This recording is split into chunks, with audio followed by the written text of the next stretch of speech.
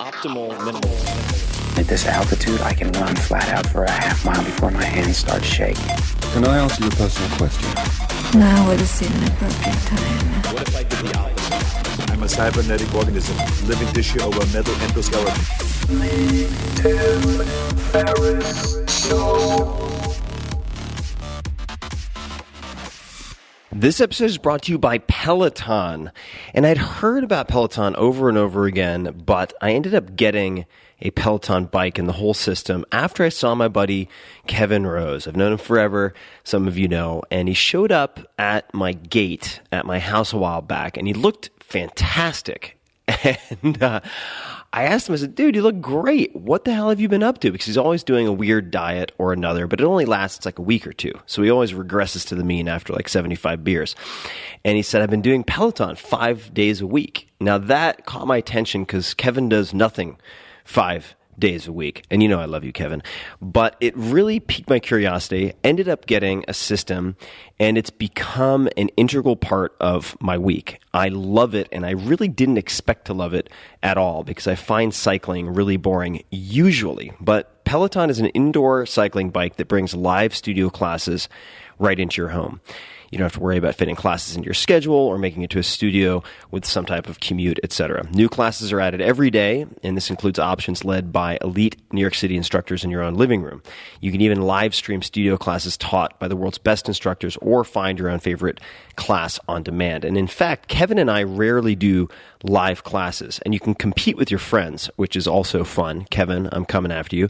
But we usually just use classes on demand. I really like Matt Wilper's and his high-intensity training sessions that are shorter, like 20 minutes. And I think Kevin's favorite is Alex, and everyone seems to have their favorite instructor, or you can select by music, duration, and so on. Each Peloton bike includes a 22-inch HD touchscreen, performance tracking metrics. I think that, along with the real-time leaderboard, are the main reasons that this caught my attention when cycling never had caught my attention before. It's really pretty stunning what they've done with the user interface to keep your attention. The belt drive is quiet, and it's smaller than you would expect, so it can fit in a living room or an office. I actually have it in a large closet, believe it or not, and it fits with no problem. So Peloton is offering all of you guys, listeners of the Tim Ferriss Show, a special offer, and it is actually special. Visit One Peloton, that's OnePeloton, onepeloton.com, and enter the code TIM, all caps, TIM, at checkout to receive $100 off accessories with your Peloton bike purchase. Now you might say, meh, accessories? Wait, I don't need fancy towels or whatever other supplemental bits and pieces. No, the shoes you need. You need the clip-in shoes, and those are in the accessory category. So this $100 off is a very legit $100 off. So if you want to get in your workouts, if you want a convenient and really entertaining way to do high-intensity interval training or anything else, or you just want to get a fantastic gift for someone, check out Peloton. OnePeloton.com and enter the code TIM. Again, that's OnePeloton.com and enter the code TIM at checkout to receive $100 off any accessories, including the shoes that you will want to get. Check it out. OnePeloton.com, code TIM. This episode is brought to you by WordPress.com. I love WordPress. I have used it for so many years. It's my go-to platform for blogging and creating websites. I use WordPress.com for everything every day. My site, tim.blog, is built on it. The websites for my books, including Tools of Titans, Tribe of Mentors, it's all on WordPress.com. And the founder, Matt Mullenweg, one of my close friends, has appeared on this show many times. Just search Matt Mullenweg Tequila Ferriss for quite an exciting time. Whether you're looking to create a personal blog, a business site, or both, you can make a really big impact right out of the box when you build on WordPress.com. And you'll be in good company. It's used by The New Yorker, Jay-Z, Beyonce, 538, TechCrunch, TED, CNN, and Time, just to name a handful. And one of my friends at Google, who shall remain nameless, has told me that WordPress.com offers the, quote, best out-of-the-box SEO imaginable, end quote. And that's one of the many reasons that nearly 30% of the internet is run on WordPress. You do not need experience or to hire someone. That's perhaps the best part.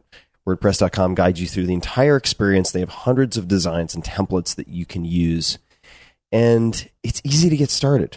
There's no need to worry about security, upgrades, hosting, any of that. They offer 24/7 support, and they're very, very responsive. If you have questions, they get right back to you.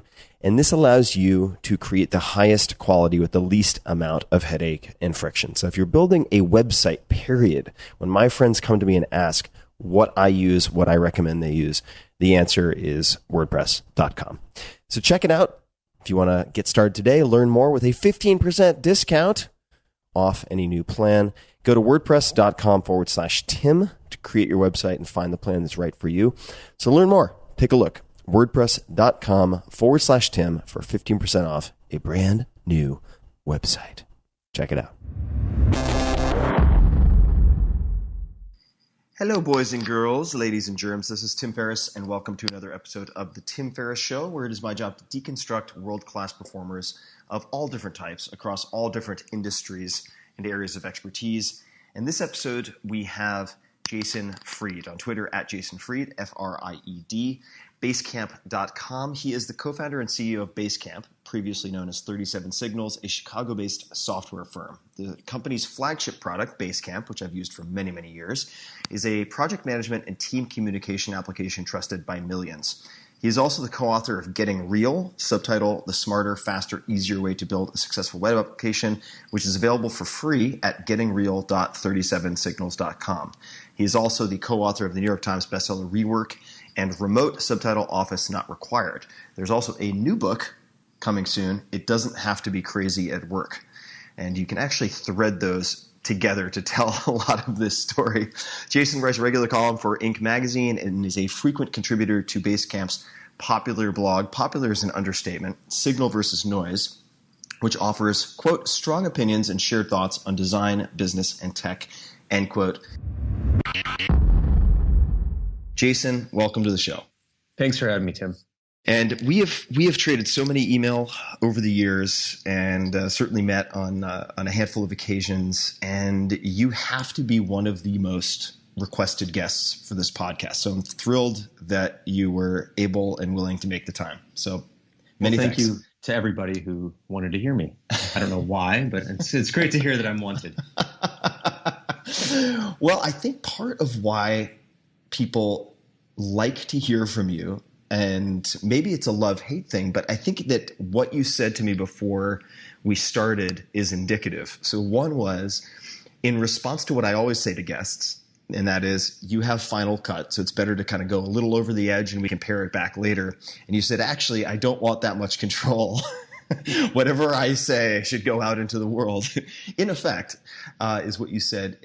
And you are known for being very raw and contrarian, which I think has great appeal to a lot of people, particularly in the current climate that we don't need to describe for everybody to understand. And I'll start, given that, with a quote from Jeff Bezos, the trillionaire in the making behind Amazon. Quote, Jason is immune to dogma and has much to teach.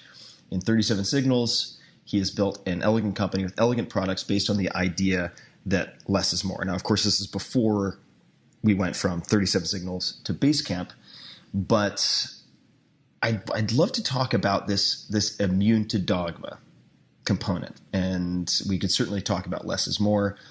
Jeff ended up investing in your company, which is a whole separate story that we've covered in some respects with the conversation I had with your partner in crime, DHH, separately, so we won't dig into that. But what I'm really curious to know is this immune to dogma ability to question assumptions. How much of that is an innate skill versus an acquired skill? I guess it's hard for me to say from where I sit, but I think a big part of it is that I don't really pay attention to a lot of things, actually. So maybe I have different points of view because I haven't heard the other ones, or I have different points of view because I haven't let society's norms and the general point of view get into my head, so I have to come up with my own ideas. I've always sort of I pay attention to some degree, but I'm pretty oblivious to a lot of things intentionally because I don't want to be influenced that much. And it's one of the reasons why I don't read industry news. I read very little news in general, but I definitely don't read industry news. I don't want to know what everyone else is doing. I find it's very easy to end up following and being like everybody else when you're constantly hearing what everyone else has on their mind. It's very hard then to fight against that. So by not filling my mind with other people's ideas, I have nowhere to go but to follow my own. And I think that perhaps that's why I'm immune to dogmas. I just don't even pay attention to it. You just don't have as much exposure. Yeah, and that's intentional. Yeah. What are some of the parameters or rules for yourself, structures, systems, anything that you've put in place to find that sweet spot of deliberate, selective ignorance, so to speak? Yeah.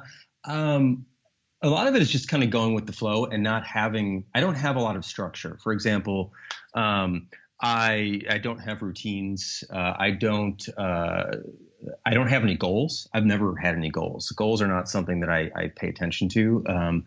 I just sort of do what I feel like is the right thing to do in any given situation. And I don't look long term at things other than I want to, for example, be in business over the long term. I'd like to live over the long term. I'd like to be nice and getting better over the long term, but I don't have goalposts along the way. So because of that, and because I don't have much of a routine, I sort of just take it as it comes. And I think that also perhaps allows me to sidestep a lot of the ways you're supposed to do things. And because I don't plan and because I don't think too far ahead on any individual one thing, I just able to sort of go where I need to when I need to. And I know it's funny because I'll talk to a lot of people about this, and people are, come on, you must have some goals like, this or that. And I really, really don't have any. I can't remember ever having one. I just like do the best I can in any given situation. And that's the best I can do. And however that ends up playing itself out over time is how it ends up playing itself out over time. I don't want to measure up. One of my favorite quotes is, I forget now who it is. Maybe it's Mark Twain, but he's probably said everything or everything's attributed to him. But could have been Abe Lincoln.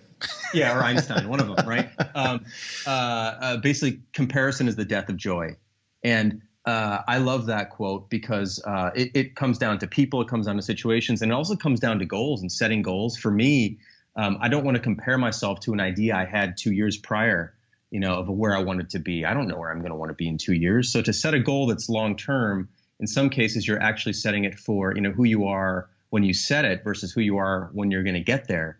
And that's something that a friend of mine told me once, and I thought, a guy named Jim Coudal, who I thought was it's a wonderful quote. I don't know if it's his or someone else's, but it really rang true. And so that's kind of how I go about the world. Well, let's look at that in a real world example, because this is something that, as I'm sure you've experienced, and as you noted, people react to with a certain level of disbelief, right? You have a profitable company, 17 out of 17 years, or now what I read may be out of date, but however many years out of however many years. Yeah. And you have an organization.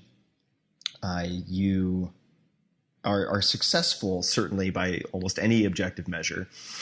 What did the last week look like? We're recording this on a Thursday afternoon, so we're coming up to the tail end of what most people would consider a business week. And if you don't have goals, you must have some means of making better decisions versus shitty decisions. So could you maybe walk us through what this week has looked like for you, how you've spent your time, which I know is very broad, but perhaps you can use that as a launching point. Yeah, this week is a little tricky because I had some personal stuff I had to deal with in the beginning of the week. So we'll take like the week before or something like that. Perfect. So, at Basecamp, we work in what we call 6-week cycles. So we don't work on anything. Okay, I'm generalizing, but for the most part, we don't work on anything that takes longer than 6 weeks to do. So our goals technically are to deliver something great within 6 weeks, whatever we're building. As an organization, that's sort of where our goals are. But I don't have personal goals. Like I don't have a goal. Like we don't set personal goals. We don't set company-wide goals in terms of this feature will be successful if, or if it brings in this amount of money, it'll be worth it, or anything like that. Our goal, if you do want to use the word, is just to do the best job we can. So last week I met with a couple teams who were doing some projects and kind of reviewed them with them and tried to help them through some problems, work through some ideas. We're just finalizing some stuff on our book. So I'm working on the book that we're finishing now. Our manuscript is due in a couple of weeks. So I did some of that. But really it's all about what we're actually doing at the moment versus sort of the big picture as to why we're doing it, other than we just want to do a good job. We have an idea. We've set out some work we're going to do over the next 6 weeks, and just helping people get there and do the best we can, and also make decisions and cut things and say, we can't do all these things we want to do. What's the important part of this? So I love trying to get to what's the most important part of something versus, we don't have any, for example, we don't have any KPIs at Basecamp. We don't have key performance indicators. Yeah. I didn't even know what that meant, by the way, until recently, because I heard everyone talking about them. I'm like, do we have those? And they go, oh no, we don't have those. So we don't have those. Just to pause for a second. So for people who are like, what? TPS reports. So KPIs are referred to very often in startup vernacular, particularly in the tech world, as key performance indicators, which refer to the few or handful of metrics that are prized and most valued within your company. And that could be revenue per employee, it could be monthly unique users, or any number of other things, week on week growth of X, who knows? So sorry to interrupt, but just for people who don't come from that world. So you don't have KPIs. Don't have that. We don't have revenue growth number targets. So we don't have goals. We don't have targets. We don't have KPIs. We don't have sort of those kinds of reasons for doing what we do every day. The reason we do what we do every day is because we enjoy doing it, and we want to make what we're working on better. And we're making the thing that we're making for others, we're also making for ourselves. So we technically want to make our own tooling better because it helps us do a better job with what we do. So it really is this day-to-day or week-to-week or every 6 weeks sort of rolling thing where you set out some stuff you want to do, you do it the best you can. At the end of those 6 weeks, we take a week or two off from scheduled work, and we do other things at work. We roam around, have new ideas, play with some stuff, and then we pick another set of projects to do over the next 6 weeks. And we just kind of go as we go and course correct as we go, and we just don't have any of these big picture things. So my weeks look like feedback. My weeks look like thinking. They look like writing. Sometimes it requires me to debate things internally with people, to lay out some reasons for why we're doing things. But my week is not pointed in any one direction other than what we're really doing right now. So it is very much a day-to-day sort of existence, which is why it's sort of an incompatible existence with goals, with long-term goals, with figures and numbers and stuff. I don't want to be upset about expectations. So another thing I don't have are any expectations. I would hate to, for example, let's say the company we were expected to grow 22% next year. I'm making up numbers here, right? And we grew 21. Like, that would be a reason at a lot of companies to be upset.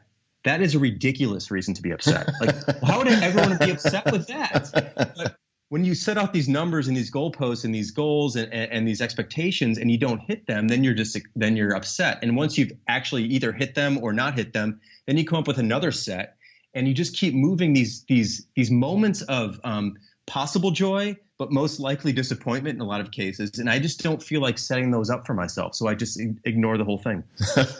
Okay.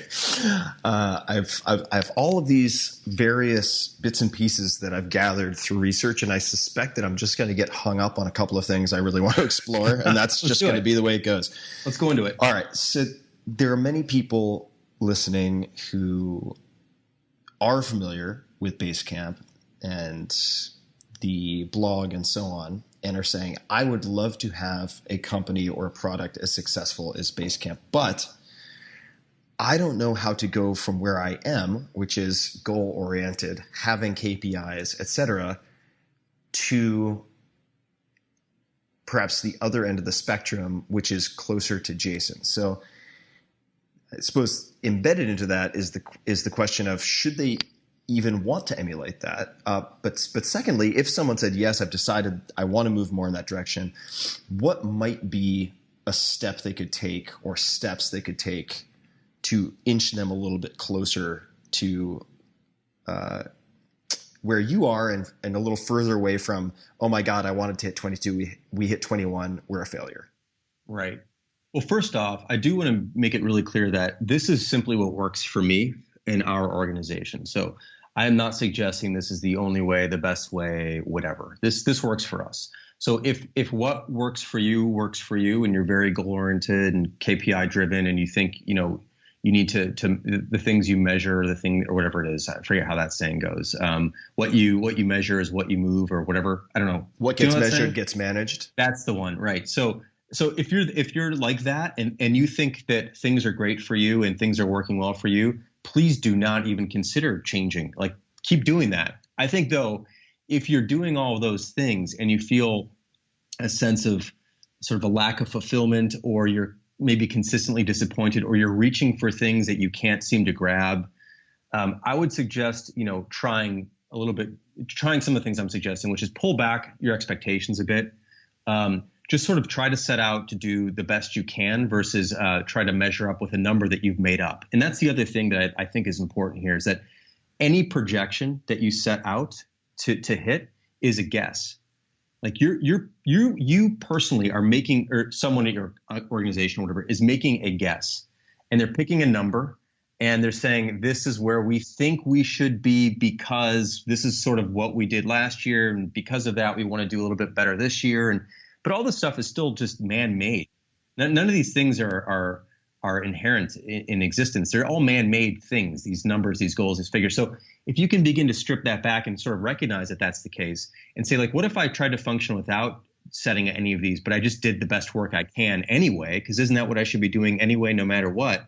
So my suggestion would be, as with anything, I'm not a big fan of trying to massively change anything at once. So I think my suggestion would be, like, whatever the next project you have that you're working on, if you would normally set out some goalposts or set out some figures to hit or whatever, or measure this, just try not measuring one of those things. Just pick one little tiny thing that you can throw away and not worry about, and see what happens. And you'll probably find that the sky isn't falling and the business isn't crashing and people aren't running aimlessly around not wondering what to do. That actually, in fact, people will, if you explain why you're doing it, because you want to make this better, because simply you want to make it better and you think it could be better or whatever, and you lay that out, that people will be motivated enough by that the numbers and the figures don't necessarily, they're not the things that are pulling you forward. What's pulling you forward, hopefully, is your intrinsic motivation and your desire to do a better job at what you're doing, and the sort of appreciation of the craft and the respect of the work that you're doing and who you're doing it for, and that's kind of enough, and that everything else is sort of a side effect of that. So anyway, I'd say pick one little thing, throw it away, don't worry about it, and see what happens. You'll probably find out that everything's just okay. And then maybe you'll have the courage to try it with another little thing that you are measuring that you don't really care so much about. And I know I'm well aware that this flies in the face of a lot of people's worldview and maybe even yours. I know you're big into measuring things, especially health-wise and whatnot. So again, I think it comes down to also, most importantly, knowing who you are and what matters to you, and not trying to be like somebody else.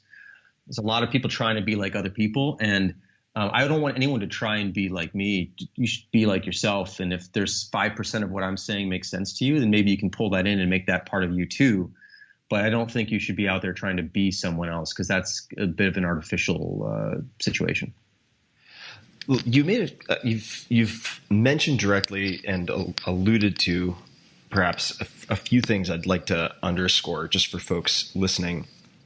The first is that when one reads a quote or hears a quote like "what gets measured gets managed," it can often be taken to mean that you should manage everything and therefore you should measure everything, and that there is only upside in measuring. Mm-hmm. But that's simply not the case. And for instance, whether it's I remember Andy Grove, I believe it was, of Intuit, talking about how for every metric that you track and hold people accountable for, you have to identify, and then also assess the perverse incentive you've created by imposing that metric. So if people respond to incentives and you create a metric, humans being humans, they will look for easier and easier ways to, say, goose that number up or chop that number down. And you have to be aware of what that does to their behavior and so on within the company. But secondly, measurement, there are things worth measuring, and then there are things not worth measuring that can become vanity metrics that people use just to feel productive instead of being productive. And just to point to one thing that you mentioned, which I think a lot of people would assume of me, that is I physically track a lot of things all the time, and not to say you assume that, but there's a point to my tracking, which is identifying what works for, say, my physiology, what harms me based on my genotype or whatever it might be. And then I just stop the vast majority of measurement and do it very intermittently, right? So the follow-up to that I'd love to ask for people, since you mentioned you don't read much, if any, trade publications or news, what do you read? What are you reading? And maybe that's another opportunity for people to pare back on I'm not going to say thoughtless, it's too judgmental, but a habit that perhaps consumes a lot of time without adding much value. So what do you, if not that kind of stuff, what type of stuff do you read? And what have you been reading recently, or what are you reading? Yeah, let me get to that in 1 second. But I had a thought about the previous question. Sort of the genesis of this for me is I used to do a lot of jogging. I still do a little bit, but I kind of had some knee surgery a while ago, and so I've sort of not been doing it as much. But I remember trying to hit certain times. Like I want to, run a 6.5 minute mile or whatever it was at the time. And, I'd go out and I'd run a 6 minute mile in 42 seconds. And I remember being disappointed by that. And I remember feeling like, wait, why should I be disappointed in that? I'm not running a race. I'm not competing against anybody. I'm sort of competing against myself, but I set that up for myself. That's not something I had to do. Like I created that moment to be upset. What if I just went out and ran because I enjoy running and just kind of run the best I can every time I run and just do that? And I found that I started doing that and I enjoyed it more. And it didn't mean I didn't run faster or slower. I didn't even necessarily know, and it didn't really matter. I could feel whether or not like it was a good run. Like that was a good run. I had a good run today was sort of a much better way to figure out my sort of satisfaction than to measure it and say it was a 6 minute and 42 minute run versus a 6 minute and 38 second run. And I think that that's kind of where it sort of came into play for me in business too. So I think I pulled it from that. I wanted to share that because I just remembered that was sort of a moment. And I don't remember how old I was when I did that. It was probably actually in high school or early in college or something where I started to think that way. And that's maybe where that came from too. But anyway, I wanted to get that in there. Reading. What do I read? Well, I started reading the paper more, which is like the newspaper, not online news sources, but actually the newspaper. And this happened because I was at a hotel. This is a few years ago. I was at a hotel, and you go to a hotel and they ask you, check in. They say, would you like a newspaper? And I used to always go, no, newspaper.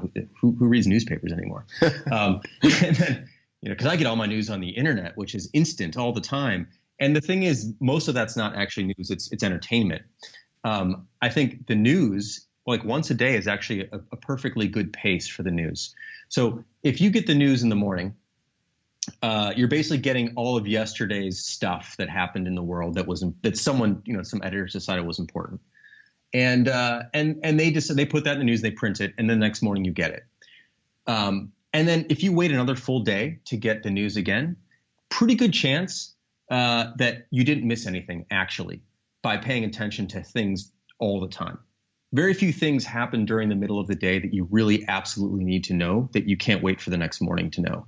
And so I've realized that the newspaper is actually a better way to get the news because it's better. The pace is better.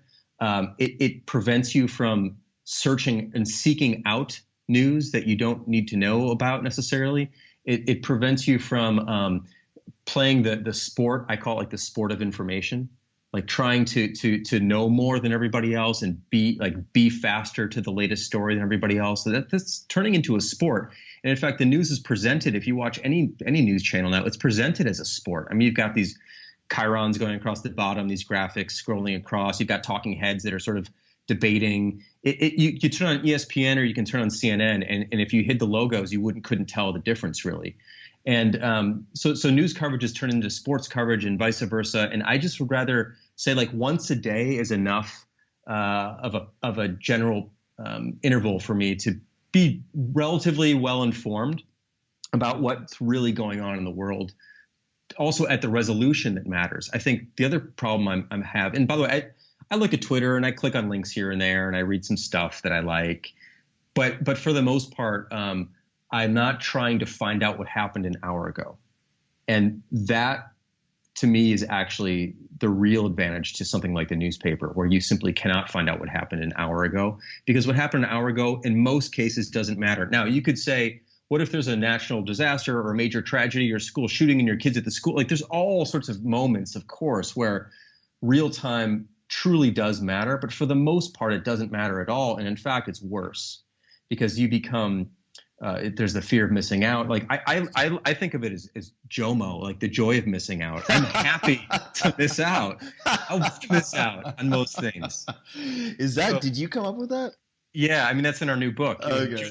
Which is like, it's great. I don't need to know all this stuff all the time. And yeah, again, like, look, if there's a like I'm in LA right now. If there's a mudslide like coming to my house, like I should know about that, right? Obviously. But that's something that might happen every, hopefully never, and maybe once a decade. And to say that I need to be informed real time about anything that could possibly happen anytime because that one thing might happen once, that's just a recipe for anxiety. And I try to avoid that at all costs. Definitely. Yeah. Now, I know you are a fan, to give one example, of a book titled Seeking Wisdom, From Darwin to Munger by Peter Bevelin. Could you describe or just explain why you like that book, which is also one that I love? It was actually sent to me by Derek Sivers, of all people. Folks can look him up, tim.blog/Sivers, if you want to learn more about him. But Seeking Wisdom from Darwin to Munger by Peter Bevelin. Great book. Can you explain why you like that book and any other books that you're also fond of? Yeah, so it's been a while since I've read that. So a book review would be really embarrassing. But what I'll tell you is this.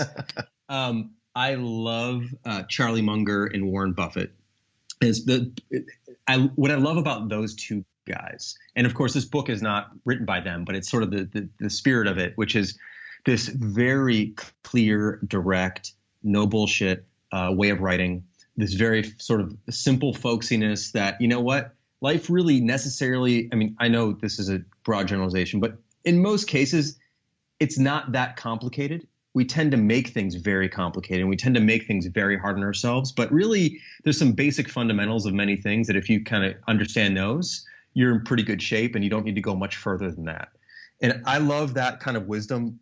I love old people in general. So Warren Buffett and Charlie Munger, I think Munger's in his 90s now and Buffett's in his 80s, but they've always had this kind of wisdom, which is this old school, almost farmer's almanac style wisdom. And I've always been attracted to that because I think complexity has also become a sport where it's like the more complicated something is, the better, the better you think you are at it. Like if you make it more complicated, you're better at it or something. And I just think it's kind of the opposite. So I love those guys. And that book to me sort of highlighted a lot of that kind of thinking. And so anything that Munger's written, I love reading like Warren Buffett's letter to his shareholders, which I think is a must read for anybody. 100% agreed. Yeah. Forget even just business people. Just if you want to read clear writing, if you want to understand what it's like to communicate something at a high level, you've got to read what he writes. So that's the kind of stuff I love to read. I like Bezos' shareholder letters as well for similar reasons. That's the kind of stuff I'm really interested in. I don't read fiction at all. And maybe I'm missing out there, but I just, my argument is always that I feel like the the world is so interesting on its own that there's more than enough I can read about real stuff. I know some people are going to just hate me for this, and I always get hate on it. But I just would rather read biographies, or I'd rather read about nature, or I'd rather read about that stuff because the world is fascinating as it is. So those are the kinds of things I'm into these days. And I've been reading. I know you're deep into this now. I've been reading a lot about Stoicism, and I'm getting into that. So that is it the Art of Joy, Ancient Art of Joy, or something? What's that? Yeah, The Art of Joy by William something or other. I'm blanking. I'll put it in the show notes for everybody, which is that book. Compilation of both, I suppose, excerpts and samples, but also interpretations and applications of Stoic philosophy. Loved it. I want to say William Irving, maybe. That's it. Yeah. I think you're right. I think that's it. So I read that recently or last year and really loved that. I've been getting into a bit of that. I don't know. That's the kind of stuff I'm into these days. Why is that? Stoicism or just that? Stoicism. Yeah. It just resonates with me. A few basic things, by the way. I don't need to go that deep into it again. It's not like I need to go super deep into the whole world of it. But basically, things like you pretty much only have control over your reactions to things, and I think that in itself is enough. I could stop there. I go further, but I could stop there and say that is extremely poignant, especially today. I see people, getting so wound up about what other people say and what other people do. And, when you begin to see that what they're actually being wound up about is their own reaction to that thing, not the thing itself. The thing itself, maybe it's terrible, maybe it's great, whatever it is, but it's how you sort of respond to it and how you allow it to affect you. That's deep and really important. And I think one of the best lessons I've learned in the past few years. So there's that. Also, just negative visualization, I think, is a really wonderful tool, and I'm paying a lot of attention to that in my life. Can you, just for people who aren't familiar with that, would you mind describing that just in brief, what that is, negative visualization? Yeah, as far as I understand it, at least, it's basically figuring out what the worst case scenario might be in any given situation and coming to terms with that, and sort of realizing that probably in many cases it won't be as bad as you think it could be. So get used to the worst thing. And David and I talk about this occasionally, right? So DHH and I talk about this in the business, like, what if we made some grave, horrible errors? So the business has been in business for 18 years. And what if the competition destroys us or whatever? Like, what if we actually go out of business in 2 years? Like, what if that actually happens? We don't want that to happen. But what if it did? Like, what's the worst thing that would happen? Well, it would be terrible because a lot of people would lose their jobs and that would suck. But we think a lot of people who work for us would have no problem finding other jobs. So that wouldn't maybe be so bad. I would have no income and Dave would have no income. That would suck, but we've done pretty well for ourselves, so we could live fine without that. We couldn't do what we loved doing every day. Well, that would kind of suck, but maybe we could still do it, just not in that capacity. And you know what? A 20-year run isn't so bad. Like, if we only made it 20 years in business, that wouldn't be so bad either. So just thinking about like what would be the worst thing that could possibly happen, and then recognizing that probably will not happen, it just helps you, I think, calm down about that, and it sort of avoid this constant set of worries. In some ways, you sort of get all the worrying out at once, and then you go about your day and go, well, if that happens, then it happens. At least I know what that's going to feel like, or what I think that might feel like. It's not that it would eliminate all of the feelings, and there certainly would be other negative feelings I may have missed. But for the most part, I've thought it through, and I feel like I can probably cope with it now if that actually happens, versus having something surprise you in the moment and having it be real. That can be really traumatic and really difficult to handle. So that's my general understanding of that, at least. That's a great description. Description? Definitely. I think it's a great description. And just by analogy, I was just thinking this, because I'm sitting in this room where I do a lot of recording, and I did an episode with a former MMA fighter, but also special forces sniper named Tim Kennedy.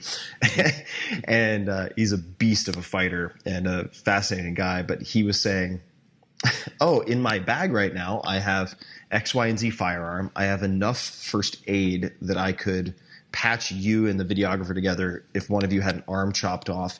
I'm looking at how I could block the doorway in case of A, B, and C. And he knows exactly how to assess the situation in specifics. And the reason that I bring that up is, as you were describing this negative visualization, I was thinking to myself, it's something akin, metaphorically speaking, to taking a fear. Let's just say you have a semi-nebulous fear of something going wrong.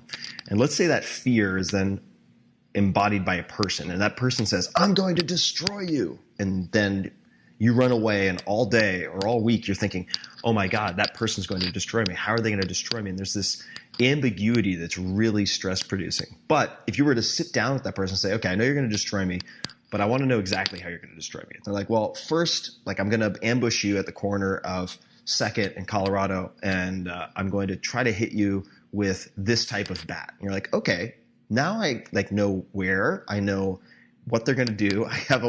I can start planning a response, right? Or they say, I'm going to beat you to death with a Nerf baseball bat, and you're like, that's actually not going to beat me to death at all. And you start to realize how recoverable a lot of this is. Almost all of these fears are either completely unfounded or completely recoverable or preventable. And it's really arguably the most valuable thing I have learned from any type of reading of philosophy is this negative visualization, which I tend to do in written form, in an exercise that I call fear setting, which people can Google and find for free everywhere. But I'll stop my soapbox speech at this point about the fear setting and negative visualization, but it's extremely powerful. And I think this is particularly true, at least in my experience, if you come from a family, as I did, of worriers, people who spent a lot of time focused on the future with a high baseline of anxiety. And whether that is innate to my code, to my DNA, or simply an adopted set of behaviors and beliefs and thought patterns, I don't know. Maybe it's a combination, but it's really been hugely, hugely helpful.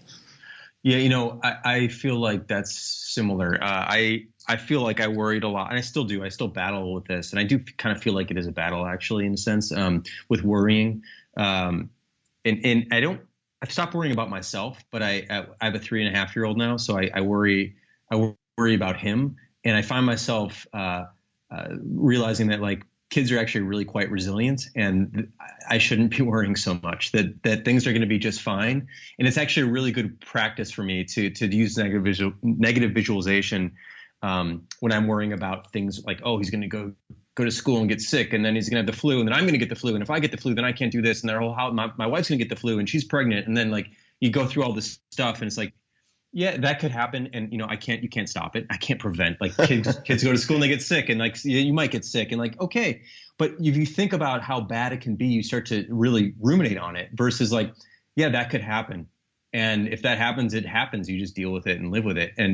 But I remember before I got into this negative visualization, I would actually worry a lot. And what's cool about negative visualization, I think, is that it clears the worry out of the room, in a sense. Like, you give it a worry, like, you worry about it for a while, and then it's over. The worrying is over. And I think that's the key insight for me in it, which is it gives me a moment to say, yeah, okay, I'm going to worry about this, and I'm going to worry about it as bad as it could possibly be, and think about how exactly horrible it could be. And then I'm done with that. And that's the difference compared to consistent, low grade, always on worry, where you'd never have that moment where you can really confront it until it happens, when it usually doesn't. Definitely. And I looked up the title of the book. The author is William B. Irvine, like Irvine, California. And the title is A Joy. Wow, I can't even read it correctly. All right, here we go. A Guide to the Good Life, subtitle The Ancient Art of Stoic Joy. And that's the one. And it is a fantastic introduction to Stoicism, and by itself, if you never read another book on the subject, extremely, extremely helpful. Yeah. You mentioned your son, right? You have a son, and yep. I'm curious, if we turn back the clock, do you remember the first time you got in trouble, or any memorable early memory of getting into trouble? Oh my God, I got into so much trouble when I was younger. The first time, though, I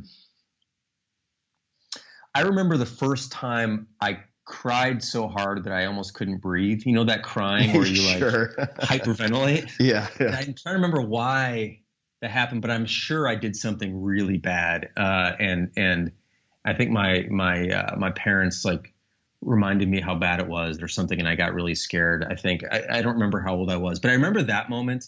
I got in a lot of trouble when I was younger. I probably should have gotten in more trouble. I probably got away with too many things as well. But I got into a lot of trouble. Like my parents would have to pick me up at the police station when I was younger because I had a bad reputation. When I was younger, like I'm talking like 15, like that kind of thing, or 14. Junior high was bad. Like what is that? 13, 14, something like that. 15, somewhere in there, yeah. Yeah, I was really bad. I kind of got in with a bad crowd and started doing some bad stuff. Although it wasn't so bad. What were the offenses? Let's get specific. Okay, yeah. So it's actually entrepreneurial stuff. Side hustle. Yeah, yeah, right. Before it was called that. Continue. Yeah. Sorry, I'm just imagining the expression you just made, like the wince as I said yes. that. You know me well. Go ahead. So I was I don't know when the entrepreneurial bug bit me, but it bit me early, and I loved knives and like throwing stars and like switchblades, although I couldn't get those because those were illegal.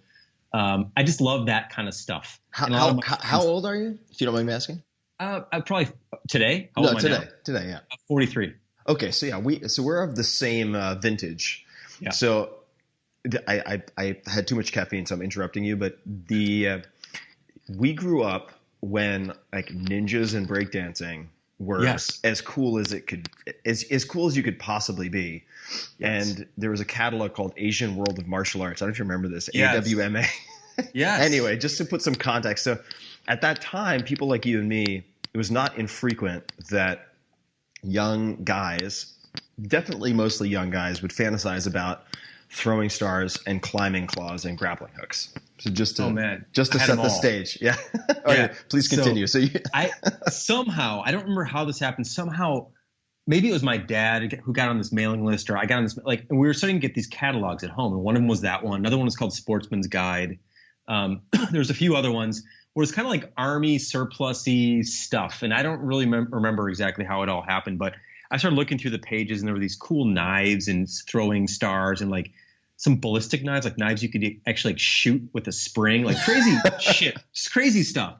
And I just got into it, and like tear gas and this kind of weird shit. So is this, I mean, a 13-year-old boy, for me, it was just the coolest thing in the world, right? I don't know why, but I was so into it. Oh, and for sure. I started to take these catalogs and make Xerox copies of these pages and then cut them out and then reassemble my own catalog. And I would like I would kind of scratch out the prices and like put new prices on them, and then make catalogs, which I would then distribute to my friends. My friends then would buy these knives and stuff from me. I would then, so I'd take these orders, and I would make an order form and everything. And I would take these things, and this was back in like 85. I remember I got my first Mac in 85. And so I was like using my Mac to like print stuff out, my image writer or whatever I had at the time. And I'd make these catalogs and these order forms and print the stuff out and distribute it to some friends, and they would like make orders. I'd get the cash from them. Everyone had like part-time jobs, so they'd give me some cash. I'd get the cash. I would place an order through these catalogs for this stuff. I'd order it COD which I don't know if they have that anymore, called cash on delivery. I don't think they have that anymore, but I didn't have a credit card. For those of you who are much younger and don't remember or don't know what this was, UPS could actually come to your house, bring a package, and you would pay the UPS driver. The UPS driver would then take that money and put it in an envelope and then send it back to the company. That's how you'd actually buy things sometimes. So anyway, I get cash. I'd order stuff COD. I'd fake that I was sick that day. I'd stay home from school. I knew when it was going to be delivered. The UPS driver would come.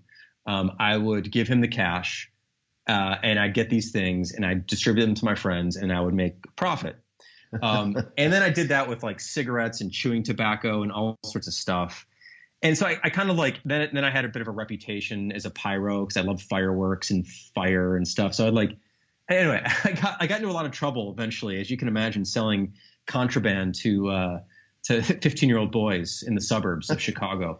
And And then like, you know, I kind of got in with the wrong crowd, and then like all sorts of weird things happened at some point. But anyway, I eventually like got that out of my system. But that's how I started getting into being an entrepreneur is that. And I love the idea of carving up other people's catalogs and making my own. And then I got a reseller's license somehow and got into electronics and started being able to buy things at like dealer cost from these big distributors. And then like, for example, radar detectors, so my friends could speed, 16. So like, let's go speed, let's go get a radar detector in our car. So I'd buy radar detectors at like cost, double the price, sold them to my friends because they couldn't get them. And telephone, like cordless phones was back then, like then computer hard drives in the early days, and then computers. And that's kind of how I got into all this stuff. But it's funny because like the way I think about business today, even the business I'm in today, Basecamp, I just see it as a continuation of when I was 13 selling knives. Honestly, like it's all one business where I'm buying or making the thing that I want, and then finding other people who want the same thing. It's the same business as it ever was when I was 13 and is today. I'm not selling illegal stuff now, but other than that, same spirit. And anyway, so I got in trouble. I don't remember what, I got in trouble probably before that too, but my parents let me get away with a lot as an only child. So I think they'd let me get away with an extra amount of stuff.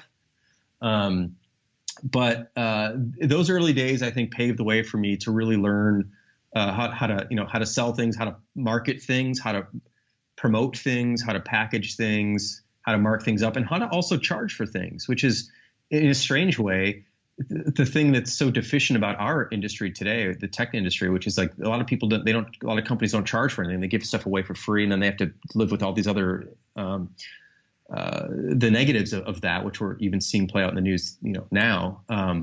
So anyway, I learned a lot of lessons from doing the wrong thing, let's say. You mentioned a bunch of weird things happened. We don't necessarily have to go into that, although I'm certainly happy to. I'll go into one of them. Let's do it. Yeah, because I'm curious. And then you're like, I got it out of my system. I'm like, well, for a lot of people, they never quite get it out of their system. So there had to be, I would imagine, catalyzing event or events or something that encouraged you to get there it out. Was. So let's go into one. There was and there were. So first of all, I had this friend, I won't mention his name, but he was a bad influence on me. My parents spotted him immediately, said, this kid's no good. We don't want you to be with this kid. But anyway, I still was, because he was cool and I wanted to be cool. Anyway, one day during lunch, we put like a Tic Tac, like a mint. It wasn't a Tic Tac, but it was some sort of mint in this other kid's milk, at school. And after he drank his milk, we told him, this is, again, I'm so ashamed of this whole thing. But anyway, we told him that we poisoned him, right? Right. Bad. I mean, it's bad. This is bad shit. And how old are you? You're 15? I was 15 or something like that. Yeah, 14, this 15. is kind of, I mean, I hate to say it, not to excuse it, but sort of par for the course 15-year-old boy behavior. Yeah, it was shitty, but I'm just being honest. So we did that. We obviously didn't poison anybody, but like we told him we did, okay? And it's funny because it wasn't a bullying thing. He was actually a friend of ours. So it wasn't like we were picking on anybody. He was like a friend of ours, and we did this. Anyway, in math class later that day, he passes out because he was probably anxious and thought that we poisoned him. So he has to get his stomach pumped because he thought he told the teachers, then the police got involved that he'd been poisoned, and I had to go down to the police station. My parents had to take me to the police station. And all this shit, and it was like it was a mint, but it was we set this up in a way where he didn't think it was. And so anyway, that was some of the shit I got into. And eventually I got into that and a couple other things. Eventually my parents said, hey, look, enough. If you get in trouble again, we're sending you off to boarding school, which means you're away from all your friends and you're away from us and the whole thing. And it was that statement alone that changed everything for me. I don't know why either. I didn't even know what boarding school was. It probably sounded kind of cool. Like I get to go away and sleep away. Like there's something kind of almost cool about it in a sense, like when you don't really know what it would be. But they said it in such a stern way that it was so clear that this was not where I wanted to go and where I wanted to be. Right. The tone made it clear it was not desirable for you. Yes. And that was the moment when I basically I went back to my old friends who were awesome. I never really left them, but I kind of sort of did. and they were very cool about it, and they kind of welcomed me back basically. And I just stopped doing all that shit. I just stopped it. And it sounds like how could I have just stopped it? But it's probably because I wasn't really. It was sort of this stunt that I was pulling, and not really what I wanted to do. It was just kind of a fun thing. When I realized that there were consequences, and once I realized there were true consequences, I changed it. And I think that was kind of the thing for me, is that especially when I was younger, I would sort of do things. I remember so I went to Hebrew school, after school, and I hated it, absolutely hated it, because it was 2 hours, Tuesdays and Thursdays after school. I wasn't religious. My parents weren't really either, but it was just sort of something that everyone in the neighborhood did, and I kind of did. And it was out of respect for my grandparents who were more religious. Anyway, so I went to this thing 2 days a week after school. And I remember my dad telling me once that because I was kind of bad there too. I was extra bad there. I would always question the teachers, well, wait, prove it. Can you prove that God exists? Stuff like that. I was just being an asshole, And because I was just pushing them, because I knew you couldn't prove it, and I was just so that was just being difficult. Anyway, I got in trouble, and my dad was That's so surprising to hear. Right. Right. And so my dad's he's like, you shouldn't do this, but I just want you to know, none of this goes on your record. The record you always, I don't know if you ever threatened with your record. Sure. Yeah. And I always found this. I didn't have a exactly pristine record as a kid. So right. Yes, I had the record. And there is no record. That's the thing. But I didn't know it at the time until my dad's this isn't going to go on your record. And that actually made me do more bad shit. And eventually I got kicked out of Hebrew school for doing some other stuff, which I really don't go into. Gross insubordination. Yeah, basically. And they just had enough of me, and they knew I had enough of them and the whole thing. And they let me go through and get my bar mitzvah, and they let me do that, but they're just don't come to school anymore, okay? So that was fun. Creative differences. Yeah, basically, exactly. So anyway, all those things, at some point, my parents kind of said boarding school or stop for this, and I stopped. And back then as high school kids do, you drink a bit, and this, I got that all out of my system also. All that stuff I kind of got out of my system. And that's kind of one of the reasons I didn't really like college, because in college, everyone was experimenting with stuff for the first time in a sense. I feel like I'd already been through all that. And so the social experience in college was actually really boring for me, and almost felt childish, actually, because I felt like I'd been through it when I was a child, and now I see everyone else doing that. And so I didn't really enjoy college at all for that reason. And I just sort of kind of muddled through and got it done. And then by that point, I was already doing website design, freelance. I had a software business that I'd already started on the side, selling software that I made to organize my own music collection, and all this stuff I started doing. And to me, college was actually just getting in the way of me getting out there and doing the things that I really wanted to do. So you mentioned organizing your music collection, and we could dig into that. I remember reading a story about it.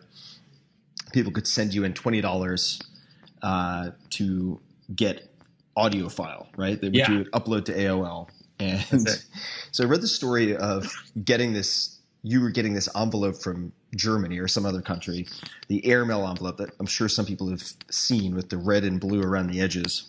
And lo and behold, right? Order form, $20 bill, big deal.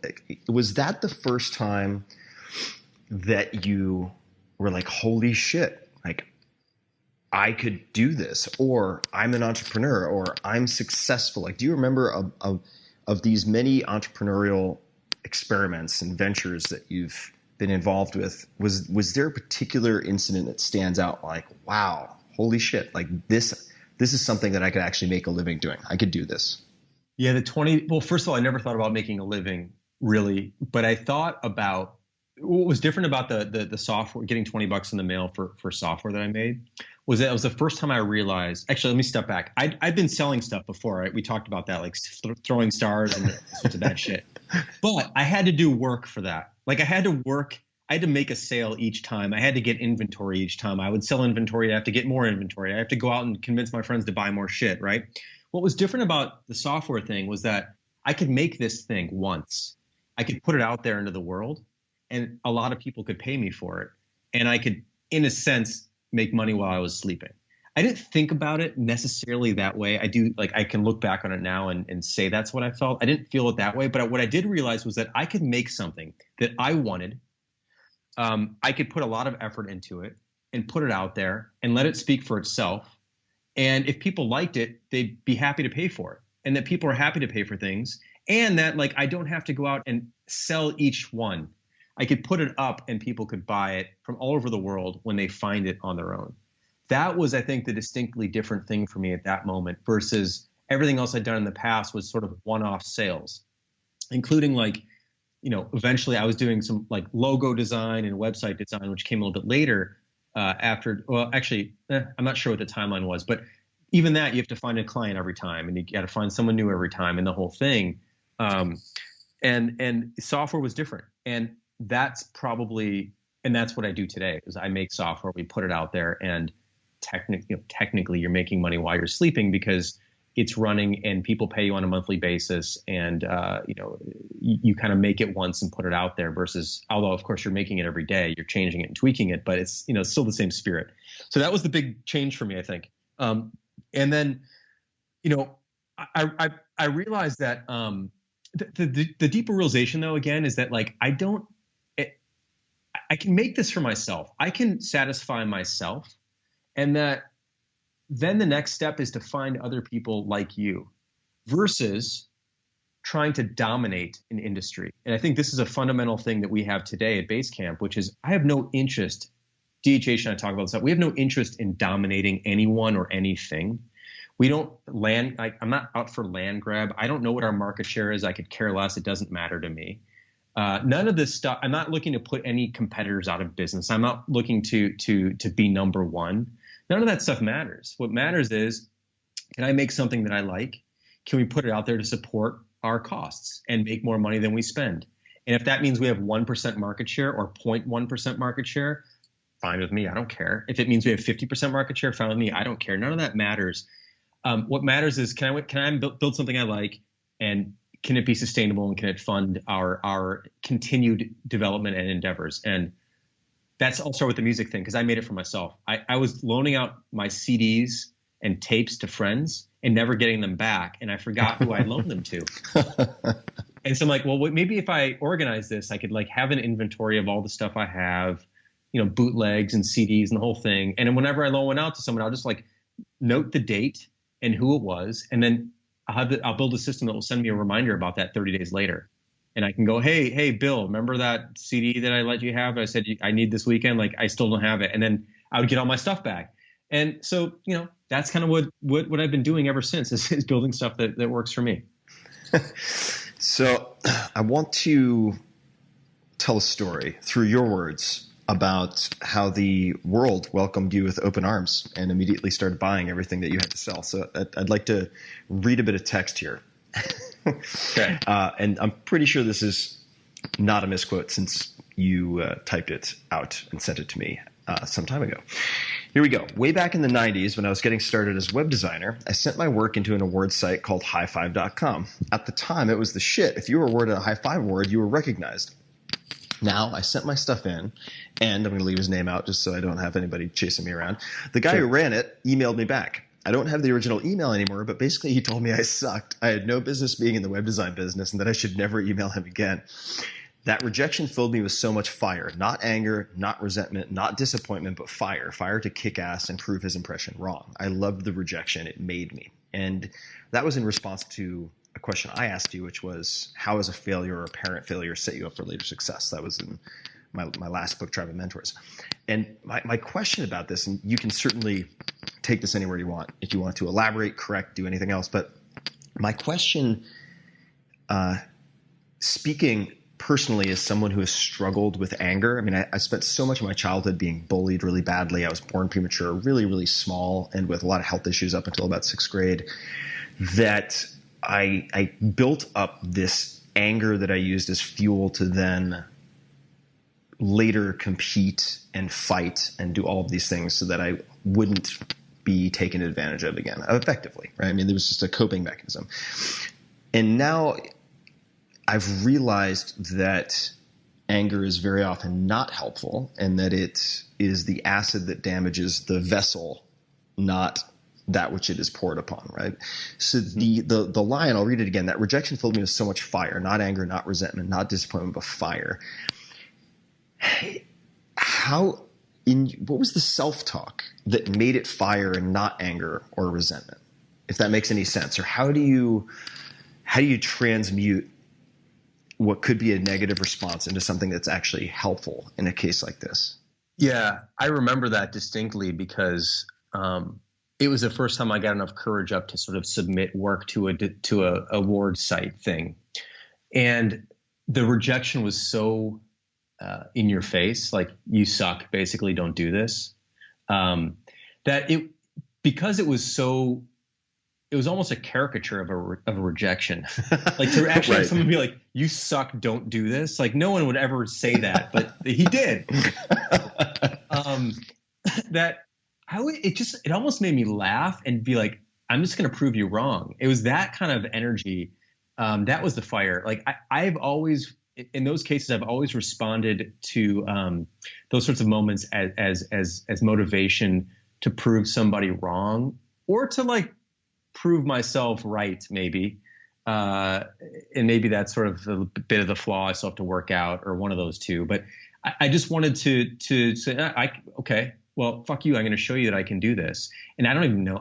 I shouldn't even care, right? Like, now I realize that this is, again, like, my reaction to someone. Like, who cares about this guy? Who cares what he thinks about my work? It's also tied to the fact that, like, I know, look, obviously I come from a position of privilege to say this whole thing, but, like, I don't let people offend me. And I have been in situations where, like, for example, I mentioned earlier, I'm Jewish. And I remember in college, some people called me a kike, which is a fucking horrible slur. And I've had people, like, I've walked by a penny and they're like, oh, you should pick that up. Like, I've had some of that shit, right? And it's like, it doesn't matter. I don't care. Like, to me, that kind of stuff just has never upset me, because it's like, that's just a reflection on the other person's ignorance or point of view. I've never let that kind of stuff get to me. And I think that, is that something your parents instilled in you? I mean, that's not the most common reaction. Yeah, I don't know where it came from. I don't know where that came from, but I've never remembered ever feeling offended by anyone's sort of slight at me for whatever reason. And, like, look, I'm 5'7", so I'm a relatively short guy. Like, there's been those kinds of things that you have. Like, there's all sorts of stuff that you get, and I know a lot of people have it way fucking worse than I do. So I totally get all of that. I'm just using, like, look, all the only examples I have are my own, right? And so, but I've been in those situations where I could see someone flipping over it and be like, what the fuck? That's a horrible thing to say. And how could you ever say that to somebody? And I've just never felt that way. I've been like, okay, that's where you come from. Fine. That's fine. Like, I don't really even have the energy or the care to try and set you right or whatever. It's not my job. I don't really want to do it. It is what it is. It kind of just bounces off me in a sense.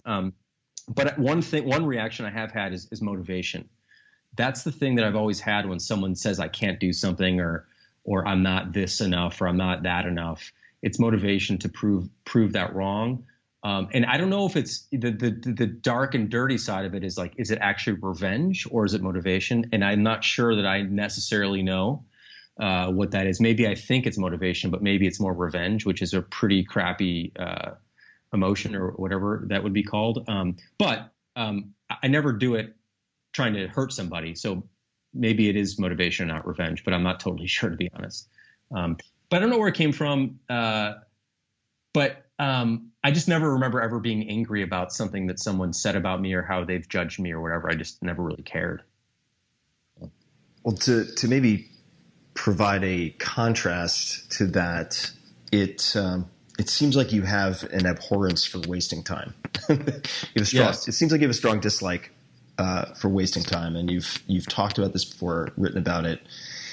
What rules for yourself, commandments, systems, anything do you have in place to help minimize time wasting? So something I think I mentioned, I wrote this up in your book actually as a response, is sort of, first of all, getting better at saying no is the critical thing to begin with, and being honest about the things you really want to do and things you really don't want to do, and not sort of just doing things because you feel obligated because it'll make someone else feel good. Like, who knows how someone else is actually going to feel? It's sort of presumptuous to suggest that I should do something because it'll make someone else happy. It's actually kind of hard to know what makes people happy. So I try not to go down that road, because I think you can find yourself in a difficult spot, and, you know, it's really hard to do. So I've just tried to get better at saying no and really recognizing the things I like to do and I don't like to do. I've kind of described my life as it's a weird description of my life, but partial description of my life is like, I just try to do everything I can to avoid hassles. I don't like hassles. And to me, a hassle is like something I don't want to do in the future. It's almost never something I have to do now. It's something I have to do in the future. And so something I've been getting better and better at is basically just being honest with people who ask me to do things far, far in advance, and say, I can't make commitments that far in advance. I know that you need a commitment that far in advance. So you're planning an event, or you're doing, I totally understand that. But I find that I tend to, this is a strong word and it's not fair to what other people are doing. So it's going to come off strange, but I don't think of it in terms of that what they're about to do isn't worth it. But I tend to regret things that I say yes to far in advance, not because of the thing itself, but because it actually prevents me from having opportunities to explore other things in the moment when I get there that I might be more interested in doing. So this comes back to the goal setting, perhaps. Maybe it's all the same thing, which is that I don't know how I'm going to feel 6 months from now on Friday night at 4 o'clock, speaking, where I'm scheduled to speak at an event. Maybe I'd rather not be doing that 6 months from now. The only way I'm going to know that is to basically wait until that moment and decide whether or not I want to do that. But of course, I can't cancel on people if I booked events, So I've just found in my life that the things I put on my calendar, because it's so easy to put something far in advance on your calendar, because it costs nothing, in a sense. It doesn't take any of your time now. It doesn't take any of your time next week. It's like, 4 months from now, sure, I'll do that. And then it comes up on that. And I'm like, I wish I wouldn't have said yes to that. Not because of the thing itself, but because of the feeling of being now obligated to do something that I may not choose to want to have done in that moment had I had the choice then or now. Can you give us some sample language or just a basic kind of template that you would use to politely decline something? Somebody hits you up. Let's just say you actually know them. They're like, hey, 6 months from now on such and such a date, we're having this event. ABC impressive speakers are coming. Would love that, blah, blah, blah. Right? So then What does your response look like? Well, I mean, sometimes I will say yes, but most of the time I'll say, thanks for writing. I appreciate the invitation. I can't book anything that far in advance right now. I have a hard time filling my calendar 6 months ahead of time or something like that. Let me think about the language. Basically, I would say I can't book anything that far in advance. Sometimes it's because I'll be specific, like my wife is pregnant and that's too close, so I can't do that. But there's other times I'm just like, I just can't book that far in advance. If there's an opening closer and you need someone, like, let me know then. I'd be happy to do it, or perhaps another time. But 6 months from now is just too far out for me to book things, is kind of what I'll say. I always try to. First of all, it's an honor to be invited to anything. The fact that anyone wants to hear me talk is still surprises me. So I always appreciate it. And I'm sure I always make sure to lead with that. But then I'm honest about it, which is I can't put anything on my calendar that far in advance. I can't book things that far in advance. Also, another thing, like, for example, I've been asked a lot recently to speak internationally, and I'll just tell people, which is true, like I just don't like to travel internationally for business. If I'm going to go somewhere, I'd like to go somewhere because for personal reasons, but I don't like to travel internationally for business. So I'll just say, like, I'm just not traveling internationally for business right now. It's not something I'm really doing. So I appreciate the invitation again. If you ever have an event in the United States, let me know, that kind of stuff. Because I think if you just make up stories, it's just why not just be honest and clear about it? And people are very understanding, actually. They go, I totally get that. hey, if we have an opening, I'll let you know. If not, no big deal. Maybe another time. Maybe there's some other thing we'll have coming up that's sooner. I said, yeah, of course. Let me know if something's sooner. That'd be great. So I kind of do it that way. And by the way, this I was sort of inspired by, and I don't know if this is true.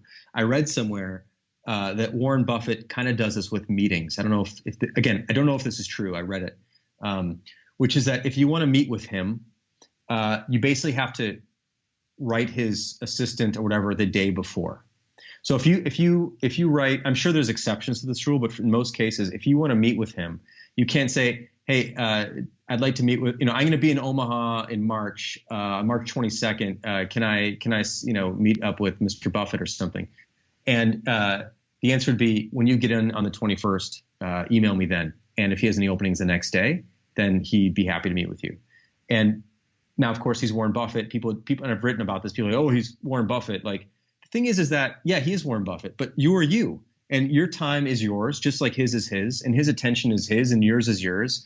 And who cares how wealthy he is? What does that have to do with any of this? Who cares what position he's in? I understand that, like, yeah, he is in a position where he can maybe say no more frequently than others, but so can a lot of people. I don't think people give themselves enough credit and give no enough credit and defend their own attention and time as much as they should. People will protect money. They'll protect all sorts of things, but they won't protect their attention and their time. And I think more people should get better at that. So I've been practicing getting better at that. And it was sort of inspired in part by hearing about, if it's true or not, I don't know, but hearing about how Buffett does that. And how people respond to the boundaries that you set, particularly if you do so tactfully, tells you quite a lot about the nature of your true relationship. That's true too. With these people. I remember one time I was going through a very difficult period and was trying to set up a number of different rules to simplify and clear my calendar. And it also just took me a long time to get back to people, even people I cared quite a lot about. But the people who are really close to me know that that is the case. Who knows? I could be lost in the Amazon jungle for 3 weeks. Like, they don't get too upset about things. And at one point, I got an angry text from this more of an acquaintance, a very powerful guy. And he was like, Tim, dude, what the hell? Like, you're harder to get a hold of than the president. I just talked to him last week or something like that. Right. And then we hopped on the phone and he was really upset. And I said, well, the president has a bigger team than I do. And number one. And like, number two, like, I hate to say it, but you're being really aggressive right now. Like, of all the things on my list of priorities, including my family and this, and I mentioned a few things that were pretty heavy, like, you're kind of number 17 right now. And that doesn't mean that you're unimportant to me, but it means that you just have to wait until I'm done with the first 16. So like, if you can't do that, I get it, I suppose, but it's not going to change. And it's definitely a learned skill. I've absolutely, and you've maybe had this experience, but when my first book came out, I was so absolutely astonished that anyone would pay me anything to talk about anything, that I said yes to everything that came in. And then 6 months later, I was like, oh my God, I feel like I'm in Death of a Salesman. Like, this is awful. Yeah. And over time, I've become better at setting parameters. Now, you've mentioned, since we're talking about Warren Buffett, clear thinking and clear writing, which you seem to value very highly. And in doing a little bit of homework for this conversation, I've read, and you can tell me if this is true or still the case, but how one of your top hiring criteria is whether the person is a great writer, whether the person can communicate well in written form. I'd love for you to say whether that is still the case or not, and why that is the case. Yeah, it's definitely the case. It's sort of been the case forever for us. It's the case because, first of all, most communication is written these days. And first of all, let me step back. Like, we're a remote company, so especially most communication is written. If you're in a local company and you're having meetings all the time, sometimes verbal is enough. But in most cases, people are writing more and more and more than they ever have before. And one of the most costly and inefficient things is having to repeat yourself or answer questions about something that should have been clear in the first place. It's really quickly. If you can't communicate clearly, you're communicating probably 3 or 4 times more frequently than you need to. And that can be really inefficient and really frustrating, extremely frustrating. So we've always looked at writing as like clear writing as a prerequisite for every position we have at the company, because everybody's supposed to communicate with themselves, with the rest of the company, with their team, and most of it's done via written word. And we also, for example, the first sort of gatekeeper of it is the cover letter. So when people apply for a job, if they just like send a resume or whatever, they're out instantly. That's not even something we look at. I always read, or I always want to see a cover letter of some sort. It can just be an email, of course, with an attachment of the resume or whatever. But I want to see how you open the conversation. You know, how do you describe yourself? Why are you applying for this job and not just any job? And you can tell very quickly if someone can explain themselves, if someone can advocate for themselves and advocate for their ideas and their position and who they are and why they should work here. If they're clear-minded, if they're friendly, like all that stuff comes through in writing. I think if you pay enough attention to the words, you can see a lot of that. Also, for example, when I hire designers, I look at their design, but I look at their writing almost a little bit more. Whenever we hire a designer, when we get down to the last 5 candidates that we really think could be finalists, we hire them to do a project for us, $1,500 for a week, and they do a project for us so we can kind of see their actual work. But even more importantly is we ask them to write up why they did what they did, because there's a lot of great designers out there, but people have to advocate for themselves. And so I want to see why they did what they did. I want to hear not hear, but read their point of view and their line of thinking and how they came up with the solutions. And that helps me, when I read that, helps me understand what would be like to work with that person for real. Are they able to explain why they did what they did? Are they glossing over little details that actually matter? Like, what is it? How do they see their work, and how do they write about it? It's a very important part of the job here at Basecamp. So, so writing's important in every position. It doesn't matter what position you're in. You still have to be a great writer. We typically start by looking at the cover letter. The actual like work assignments to get hired here typically involve writing, no matter what the position. And I just think it's always proven in our case to be a really good indicator of someone's success here. Whenever we hire someone, we're like, I don't know, the writing wasn't quite right. It almost always pans out that it turns out that they're not the right fit for the company, even if their work was great, but they're just unable to really convince people and persuade people based on their sort of a missing bit of, it's not magic, but I'll call it that, in the writing, where you read something and go, this is great. I'd love to dig a little deeper on the example you gave with the design finalists. Let's say you're hiring for a position, you have a handful of folks, you've narrowed it down to, and you're going to pay each of them $1,500 for a 1-week project. Do you assign them a project? Give them a range of projects? I'd love a little bit more in terms of specifics. And then when you ask them, like, why did you do what you did, what you ended up doing? Yeah. Do you provide them with guidelines for how to answer that, or you keep it totally open-ended? I'd love for you just to walk us through a hypothetical or real example of what the project could look like and how it unfolds from there. Yeah, and first of all, the reason why we do that is because you basically can't trust anyone's design work in the past. And the reason why is because a lot of people work with other people, and you don't really know what they did. Like we'll get resumes like I did Nike.com. It's like, no, you didn't. Like you worked on Nike.com. I can't tell what you did exactly. And so you'll see a lot of that, or you'll see people share screenshots with you of things, and you're like, I just don't know the process that went into that. So it's hard for me to judge it. And it's not that I don't think the work's good or bad. It's none of that. It's like, I just don't know what I'm evaluating here.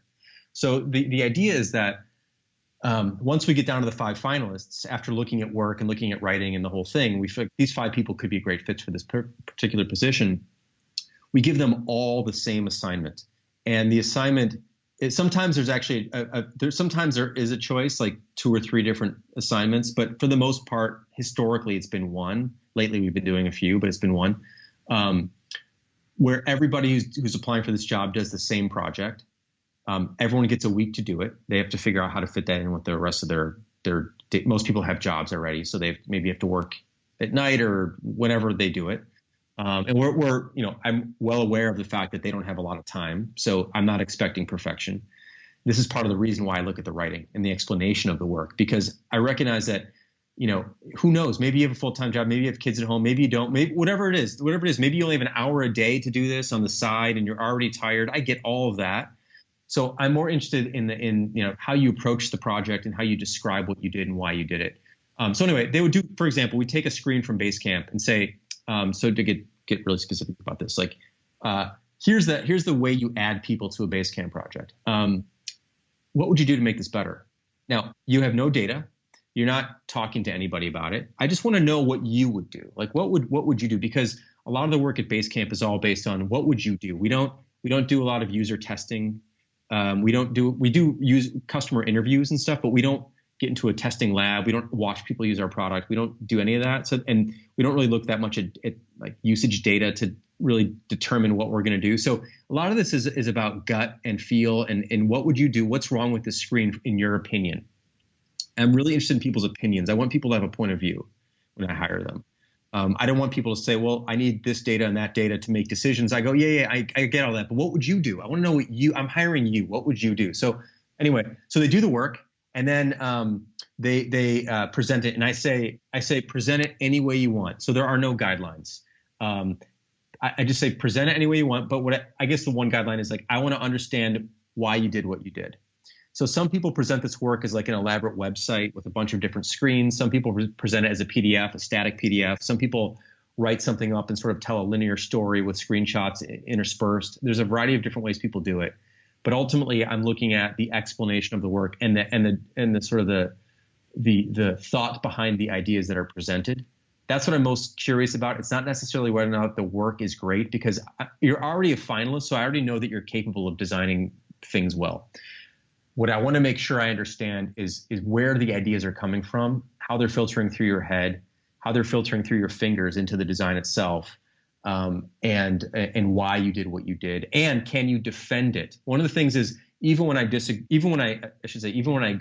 with the solution, I'm always going to push back on it in these kind of situations, because I want to see how people take criticism as well. That's a big part of this, which is like constructive criticism and critique. I want to see that.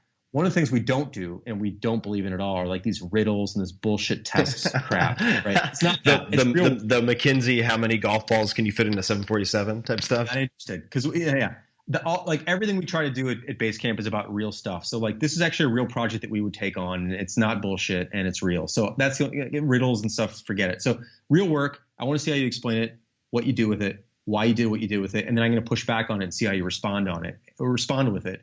And that says a lot.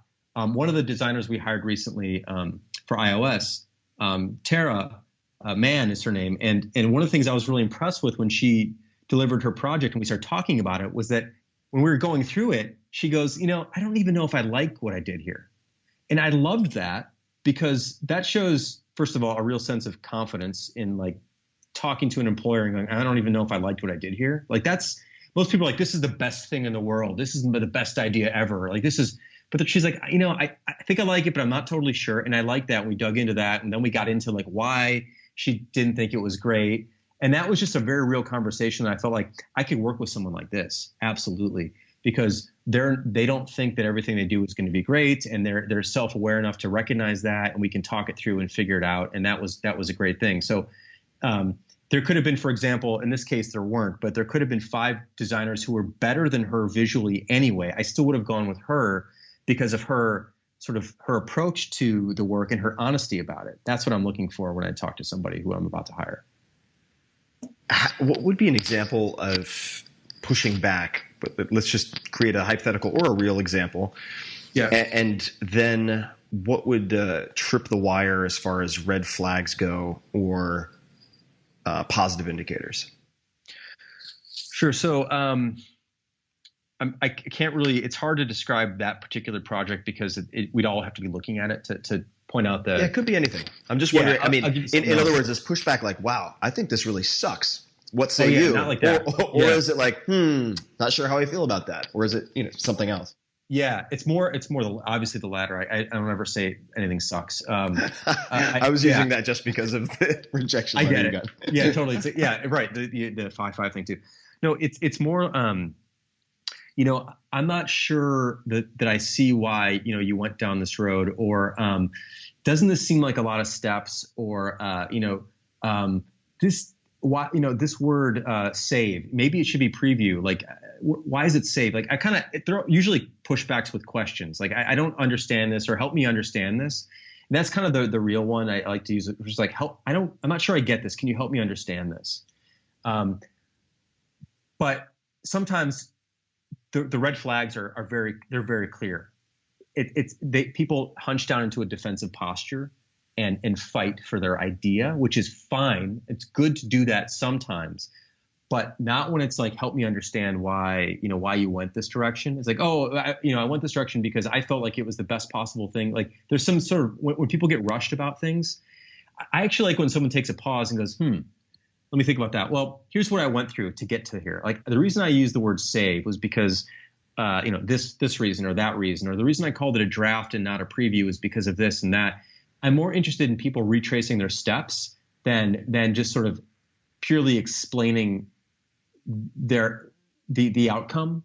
That's not really that's kind of a deeper thing, but you'll see people in design reviews who get very defensive very quickly, and they you can tell that they're not listening anymore. They're just they're telling you what they want you to listen to instead of listening to what you have to say. That's very obvious in design reviews. When that comes up, it's very clear. So it's that, but I just fundamentally, I'm looking for a deep degree of introspection in the work and an understanding of how they ended up there. It's kind of like if you think about back in school where your teacher would ask you to show the work when you did a math problem. What they're basically looking for is they're looking to see if you understand how you came out with the answer versus like, did you somehow memorize this or guess? It's like, or was it lucky? Or did you actually understand how you arrived there? It's kind of the same thing. I want people to show their work basically. And that doesn't mean showing like all the drafts of the design work necessarily. It's not like going through previous versions. It's again, coming down to explaining the path that they took to land where they landed. That's what I'm looking for. Yeah. That makes perfect sense. Yep. And this is also with the understanding that very different company from Basecamp, but I've spent a lot of time with Matt Mullenweg of Automatic, which runs WordPress.com, among other things. And he values written communication exceptionally highly. And they do all of their interviews via text. And also have at least for a long period, up until maybe, I want to say at least 50 or 100 employees, had every prospective employee knew they would have to spend, and I don't know if this is part of the vetting process or post-hiring, a week or two handling customer service. Yep. And which also, not to say it's perfect for every company, certainly, but also tells you a lot more than just how they handle a user error in a customer service situation, right? If they refuse to do that, what does that tell you, right? If they do it poorly, what does it tell you? There's a lot more than just the words that come out of them. Yeah, and actually, at our company, everybody works customer service also. So no matter what position you're in, every single person rotates one day through customer service every number of days. Like we have 54 employees in the company, about 15 or 16 on customer support. So about 30 of us every 30 days we rotate through and do one day of customer service. And that's another reason why it's important for you to be able to write, is because on that one day a month or one day every 40 days or whatever, you are on the front lines speaking with customers and empathizing with them, understanding what they're dealing with, helping them understand what they don't understand, helping us understand what we don't understand, all of that stuff, which is what customer service is really all about. Of course, it's also about like troubleshooting and solving immediate problems, but a lot of it too is is getting to the real, like what are they really asking for and why, and what are we doing wrong and what are our blind spots? It's all that stuff. And a lot of that comes down to having a conversation with the customer, and all of our customer service is done via email or Twitter or chat or something. So we don't have a phone, although we do some phone support, but we don't have a phone number that you can call in, for example. So it's all written. So we want to make sure that if we're going to put someone in front of customers, they know how to write as well. So that is a big part of it too. I didn't know that Automatic did that as part of their hiring process, but I love the idea. Yeah, it's such a key skill for so many reasons. For people who want to become better writers, better communicators, are there any books, resources, exercises that you would recommend? There is one of my favorite books is called Revising Prose, and the cover is horrible. It's like that's how you can spot it. Yes. It's like a CD-ROM and a pencil or something. It's like, what? I don't even understand how that happened. Maybe they've revised it since, but I think it's that bad still. It's so horrible. Anyway, Revising Prose. Thank God the title is so catchy. Yeah, exactly right. Yeah. Right. But what's cool about it is that, and I forget the author, and you can look it up and put it in the notes, but is that he dissects things one sentence at a time, and his ability to take a sentence and cut it up and explain it and simplify it. I think it's a wonderful skill and a great book. So it's not really even about writing paragraphs or stories or how to organize and outline stuff. It's like a sentence at a time and figuring out how to structure things. Love it. Great book. And it's actually, there's this class I've talked about before. I've written a blog post about this class that I'd want to teach. If I ever taught a college class, I think one of the biggest disservices that college does actually is that it doesn't teach people to write well. In fact, it teaches a lot of people, especially in MBA programs, to write very poorly. It's so true. It's so true. And a lot of it's based on length, like write a 10-page thing and, or whatever. So the class I always wanted to teach, if I was ever to teach, would be a writing class. I don't care what the subject is. Doesn't matter. Pick a subject. I want you to write like a 5-page version of that article. I want you to write a 1-page version of it. I want you to write a 5-paragraph version, a 5-sentence version, and a 1-sentence version. That's the assignment. And we would do that over and over and over and over with different topics. I don't care the topic. It doesn't matter. I just want you to be able to write at different levels of resolution and continue to clarify it as you cut things out to the point where you can write it in 1 sentence. And of course, there'll be more detail in the 5-paragraph version. Maybe it was 3 pages, 1 page, 3 paragraphs, 1 sentence, whatever it is. But this idea of going from writing the long piece and then cutting it down and editing is something that's rarely taught. And really trying to hone in on what it is and realize, and like the big idea here is that you can realize that so much of the stuff that you put in the 5-page version just doesn't really matter that much. And actually the 1-page version is probably better. And maybe the 3-paragraph version is much better than the 1-page version. And there's probably a point where you begin to lose it, but it's still the great exercise. So I'd love to see that kind of writing instruction versus length, which sent like long things, and then not actually editing. This is the other thing that blows me away about education. It's funny. I was talking to my sons in preschool, and I was talking to the head of the school about this. And the thing that's not taught in schools is iteration. And iteration is everything outside of school. Where you do something and then like you launch it or ship it or whatever, and then you're on to making a better version of that thing pretty quickly. In school, we would always do something and sort of hand it in, and that assignment would be done. And then you go on and do another assignment. You never get to revisit things. In the professional world, you're revisiting things all the time. And I would love to see, you hand something in, and this 1 page to 5 page to 1 page to 5 paragraphs, whatever. That's a short-term version of like revisioning in a sense. Perhaps the better way of doing that would be you first hand in the 5-page version, you get it back with notes, then you're required to write the 1-page version of that. But anyway, the point is that being able to revisit something that you did and make it better and hand it in and revise it again and hand it in and revise it again is something that you don't see often. Sometimes you see that with drafts in a document, but it's not really quite the same as being able to come back to the idea. So for example, if you're doing something in school and you're building something or you're doing a science project or whatever, and you do it and you're done, you present it and it's over. Like maybe a month later, you're going to have a better idea for something that you did. And you go, I want to do that again. But school doesn't give you a chance to do anything again, really, unless you're stupid and you're held back and they say you can't go for further.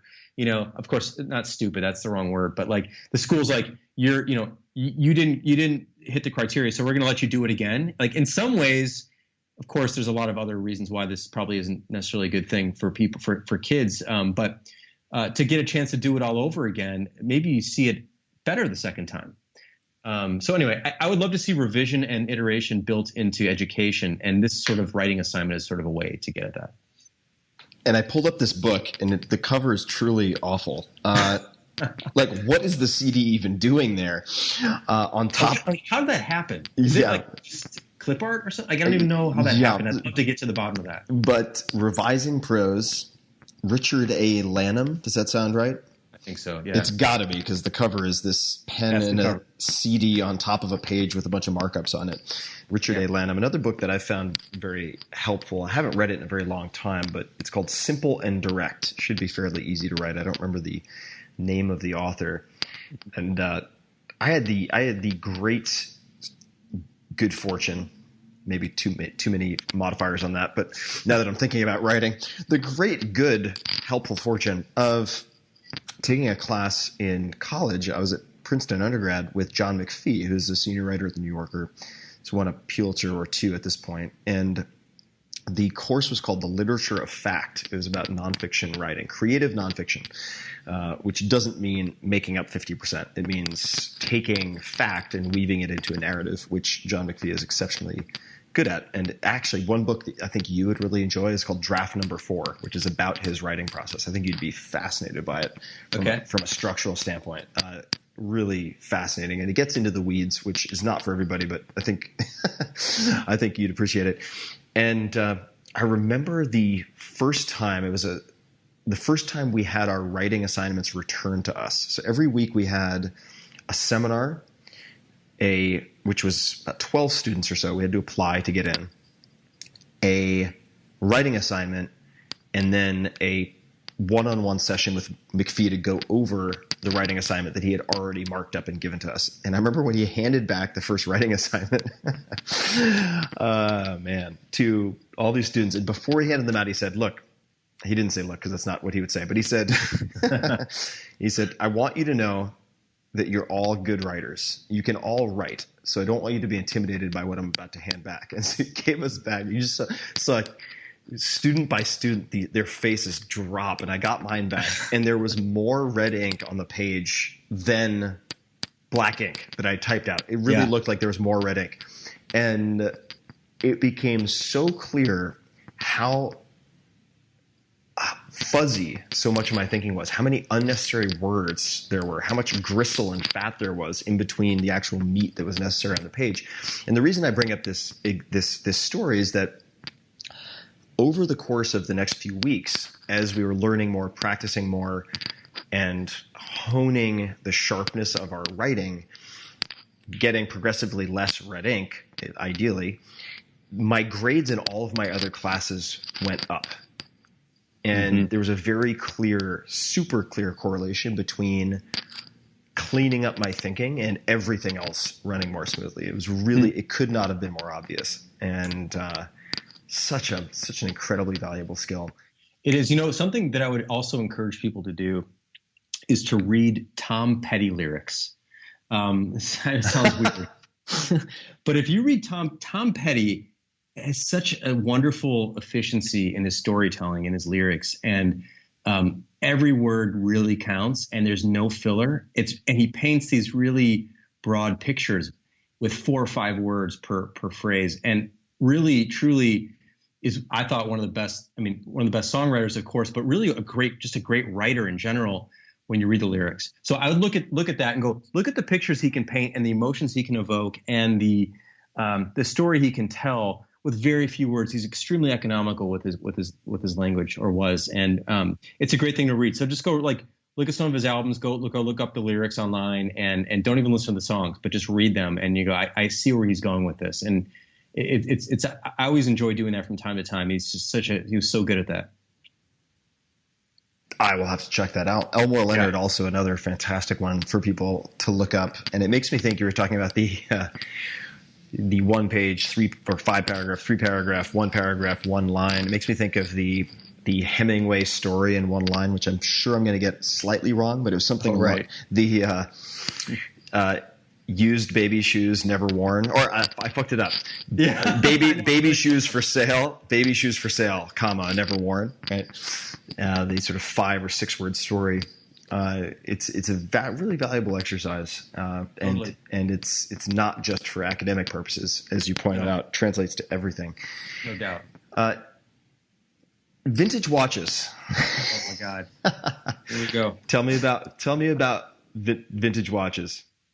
I'm into that. I'm into vintage watches. Let's see why. Well, first of all, I'm into watches. I'm into a lot of things that seem like there can only be one way to do it, but there turns out there's a lot of ways. So, for example, I love designing chairs. I don't design them myself, but I love looking at chairs, which are very simple things. It's like, you sit on them and that's what they do. And you're like, well, there can only be a few ways to do a chair, but it turns out there's so many different ways to do a chair. It's really interesting. And watches are the same thing. Do you have any favorite chairs, just as a side note? I like a lot of stuff that his name is French, so I'll probably get it wrong, but Jean Prouvé, if I'm getting that right. I love his designs, his styles. There's a bunch of others. Maybe I'll send you an email afterwards to some of my favorite chairs. Perhaps I'll send you some links. Sure.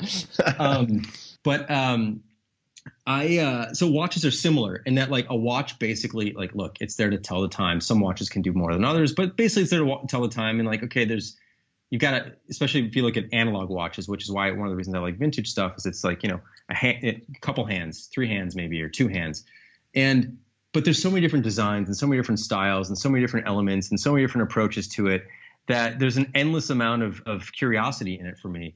And plus, the cool thing about mechanical watches is that it's a combination of all the things I like. So it's design, it's engineering, it's materials, it's like patina and like seeing age on things. I love things that age well. It's art. It's science. Like if you crack open one of these watches and look at the movement, like there's some serious engineering going on in there and some science, material science, and some really fascinating stuff. And like the idea that mankind can capture time and tell it this way using springs and gears, it's kind of an amazing thing and be that accurate. So I've always I haven't always been into them, but my dad was into them. Maybe still is. I don't know if he collects stuff anymore, but he used to when I was younger, and I got into them. And the vintage thing, I'm actually kind of into vintage and modern these days, but more so I find vintage more interesting because there's more character in the objects because they have time on them. They actually have, age on them. And that's kind of cool to see how things age. And that's one of the reasons why, I like a lot of natural materials in general. Now I'm branching into architecture discussion here, but I like brick. I like wood. I like things that pick up age over time versus like, a lot of modern materials. I feel like they don't age very well. They look great when you do the photo shoot right after it's built, and then they just age poorly. And they show their age in a way that's not flattering, but in fact, it detracts from the quality of the object. So it's cool to see. The other thing is I'll say about vintage watches is that it's really cool to be able to look down on your wrist and go, this thing I have in my wrist has been working for 50 years. And if someone looks after it 5 more times over the next 50 years or next 100 years, it'll still work. There's basically nothing that is being created today where that is true anymore, except really watches, mechanical watches. Most other things these days are disposable. And so it's kind of a great reminder that you can actually build things that last, and you can look down your wrist and go, someone else 50 years ago was looking down at their wrist, seeing the exact same thing, and it worked just as well. And 50 years from now, my kid can look down on his wrist or her wrist and see the same thing I looked at to tell the same amount of time, and it's going to work as well. And I just kind of love that idea. So anyway, that's sort of why I'm into it. So a few things. The first is at some point I need to introduce you to Peter Attia, MD, who's a close friend of mine and an extreme watch nerd. Okay, good. I think you guys would have a lot to talk about. If you could only pick, and I have no idea how many watches you have, you don't have to Sure. divulge that, but if you could only choose 1 to 3 watches to keep, do any come to mind where you're like, yep, these are definitely on the list? Yes.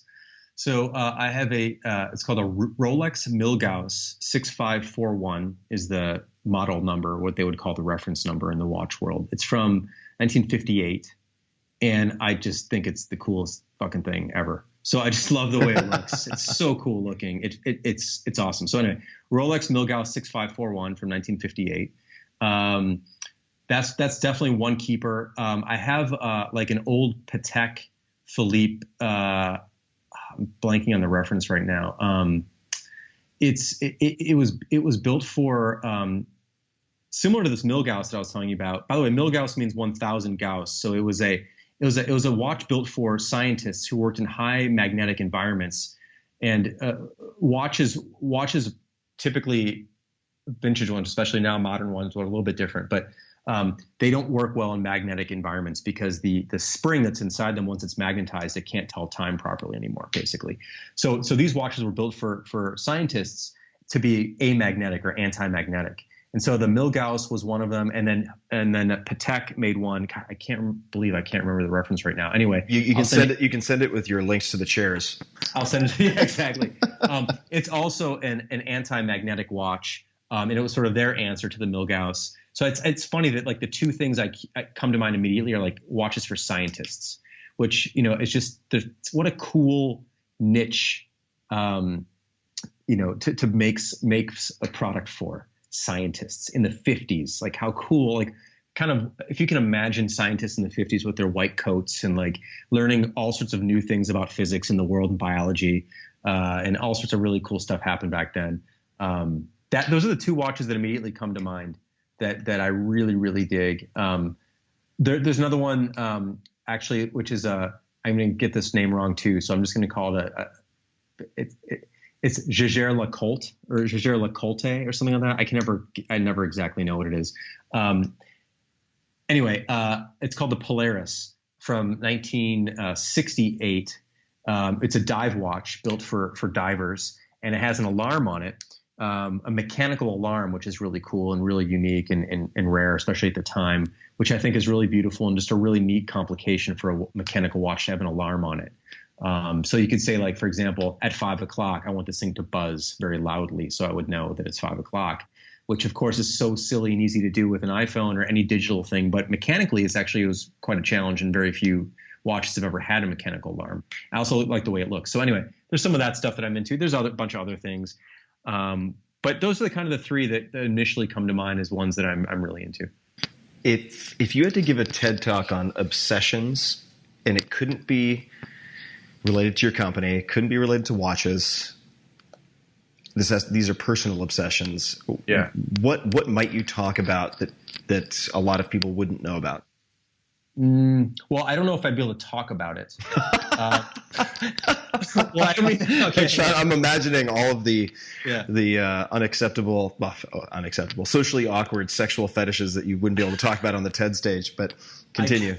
I guess I didn't finish the sentence. I said maybe I wouldn't be able to talk about it with authority. Let's say. So let's say one of the things that I'm really into, strangely, is prairie restoration.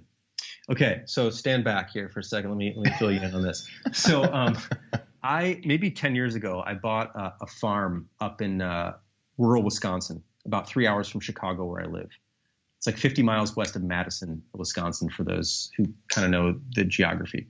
And it's very rural land. It's kind of hilly. It's very beautiful. I bought it, and I'd always wanted some land. I love nature. I love just getting out and walking in nature. It's just, to me, the most refreshing thing you could ever do.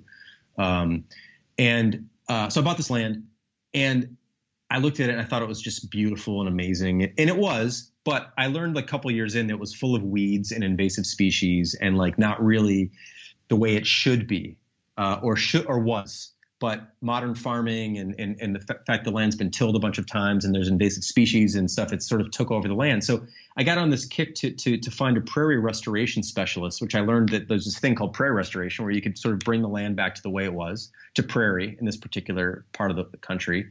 And that prairie is in fact the most endangered natural habitat in the United States. There's only like something like 1,000 or something acres left of it in the entire United States. So people talk about old growth forests being gone and stuff. There's actually more old growth forests in the United States than there's prairie. Prairie is like gone basically. But I visited some actual prairies that have been restored, and also some that are still around. And endangered due to agriculture, I assume, or something. Basically farming. Yeah, like people, all the land has been tilled basically for farmland. And I visited some of these prairies, and they just are the most beautiful thing. Hundreds of species of plants and flowers and shrubs and insects and birds, and it's just this beautiful, beautiful, beautiful thing. And so I have this land. It's quite a bit of acreage, and I hired this guy to help me restore it. We've been doing it for 7-8 years now or something, bringing the land back to the way it was, like 5 acres at a time. And planting native species and getting rid of all the invasives, and also doing the same thing. There's some forests on the property, and I'm doing oak savanna restoration. So a lot of invasive trees have grown up around these big, huge, beautiful oak trees that are hundreds of years old, but they've been crowded by these other trees. So we're getting rid of some of the other trees and letting the oaks be the way they were, and then returning the forest floor to the way it was. And it's just such a incredibly rewarding but super slow process. It takes you seed these prairies. First of all, you have to kind of get rid of everything that's there, and then weeds pop up and you have to get rid of everything that's there, because there's what's called a seed bank in the soil. So the seed bank is basically hundreds of years worth of seeds that have just been waiting to sprout. And so you have to kind of you clear out all the living stuff, and then there's all these seeds that are then now exposed to sunlight, and then they sprout, and you have to basically just kind of nuke it all for a while until there's nothing basically left in the soil. Or invasive species left in the soil. And then you can go and get native species by actually doing seed gathering. You can gather seeds at certain prairies, or you can buy seeds, native seeds. You can also find individual prairie plants in what's called prairie remnants, which are small vestiges of old prairies that might still be on your property, and harvest the seeds from those. So it's this really, really slow, amazing thing. Then you seed it, and then it might take 5 or 6 years for a prairie to grow, because prairie plants typically invest all their energy in the first few years in the roots. So you don't see anything growing. It's really frustrating. It looks like shit for a long time. Then all of a sudden, a few years in, it starts to come up. And then it's just so rewarding and so wonderful to walk through. And so that's something that I'm really into in a deep way. And probably most people don't know about it in general. I didn't know about it until a few years ago, but I love it so much. And I'm kind of on this crusade now to this anti-corn crusade. I want to basically, whenever land comes up next to my land, I want to buy it, because most of it's corn. And corn is sort of at the root of a lot of different problems. And I just want to get rid of the corn and return the land to the way it was, and sort of create this patchwork of land, and then eventually put it in some sort of trust so it can never be touched, and there can always be these beautiful tracts of land forever.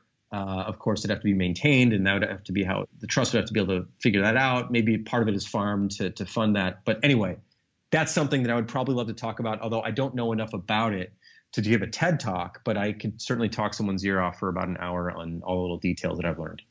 What a fantastic project. It's such a fun thing, man. It's so cool. It sounds therapeutic too, in the sense that having to embrace slowness in at least one compartment of your life seems to be a nice counterbalance to potentially external or internal drives, not necessarily in you, but in a lot of people, certainly myself included at times, to do bigger things faster, right?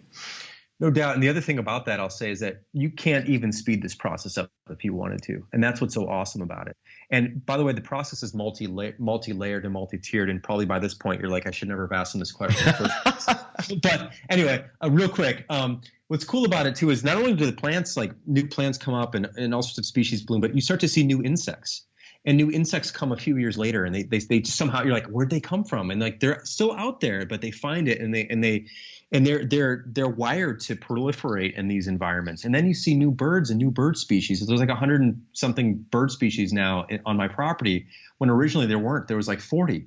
And you're like, where'd they come from? And they just come from, they find it somehow and they come in. And then the other thing I've been learning is if you build a pond, for example, I don't have any pond, but I have a river. But if there's a pond, if you just fill a pond with water, within a few years, you will have fish. And you're like, what? How does that happen? How could that possibly be? And it turns out fish are, a bird might be eating a fish and drop it before it's dead, and it pops into there, and that could have been a pregnant fish, and before you know it, like the whole thing is like life, it's just waiting. First of all, it's not waiting, it's everywhere. But like if you restore a property or restore some land and give it some space and let it do what it does, nature is so resilient and just wants to thrive. And it's so cool to watch it happen on its own schedule and nature is it's never in a hurry. That's the thing that I love so much about it, is that it's never in a hurry, but it accomplishes everything. And that's a quote that I read somewhere, and I don't know where I read it, who said it, but I love it, and I always think about it, which is that it'll take its time, and it'll get wherever it needs to get done, and however long it takes, which is such an analog, or such an opposite, not an analog, an opposite to humanity, which is always rushing, which is actually typically destroying, and which is getting faster and faster and faster. And I don't think it's the right path, but it is what it is. Thank you for sharing. I love that. It also makes me think about how much of life is setting the conditions for good things to happen, not trying to force good things. And to give another example that the kind of biohacker / nutrition crowd might be interested in is the contrast between probiotics, where you're, say, swallowing bacteria you hope will take root in your gut, among other things, right? Which often does not work very well. Contrasted with prebiotics, where you're consuming different types of foodstuffs, could be certain types of fiber, baobab root, for instance, which is effectively, this is very simplified, but restoring the soil conditions in your gut so that the types of bacteria you want to grow naturally begin to take root and grow. Mm-hmm. And you can't just take a handful of seeds and like drive them into the ground expecting them to pop out overnight. It just doesn't work that way. And so thinking about setting the conditions is something I've been thinking a lot about, to setting the conditions for positive emergent properties. And then secondly, I was just thinking about this today because I was watching a documentary last night where this mother was giving her son advice, and she said, "I just want you to learn patience. You need to learn patience." And I've thought over the years a lot about this word and whether I need more or less patience. And I was thinking today that maybe it's unproductive to think of it in terms of more or less patience, but rather in terms of developing the ability to discern between the things that can and should be accelerated and the things that can't be accelerated. And if you attempt to accelerate them, will just do more damage. Right? Related to that, I mean, I love this idea that you're bringing up about probiotics versus prebiotics and creating the conditions for growth, or creating the conditions for desired outcomes or whatever. And I'm going to tie it all back. I mean, we're tying this let me tie prairie restoration to business building, which is and gut building, basically, and that gut health and the whole thing, which is that part of it too is not only creating the conditions for things to thrive, but also not creating conditions for certain things to thrive. So something, for example, our business is self-funded. Yeah, we did take money from Bezos in 2006, but that was personal founder shares. None of that money ever went to our business. David and I took some money off the table. So we've been 100% bootstrapped and funded by customers ever since day one, which means we've created a situation where we don't have to answer to anybody.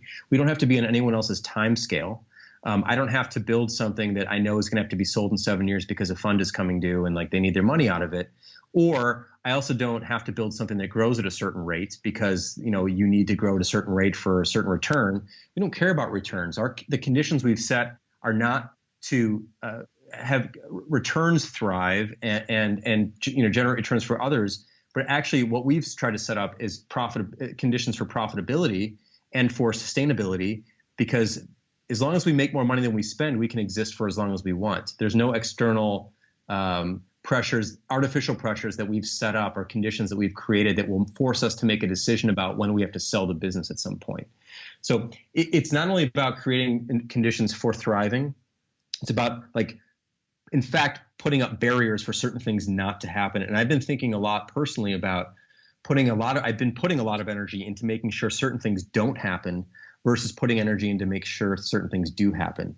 And I think if you can prevent a lot of things from happening by thinking about what you don't want, you do create the conditions then for other things to come in, which are the things that you actually do want. So I think there's a lot of similarities here between nature and business, and gut health is nature as well, of course, and conditions, and letting things sort of thrive and preventing other things from happening. I mean, it's cool. Like, for example, we have over 100 species of birds now on the property. We didn't put bird seed out. Like, you don't put bird seed out. What you do is you put seed out that grows in the ground, that then creates the conditions where it grows seed. So it does actually grow bird seed, right? It grows bird seed.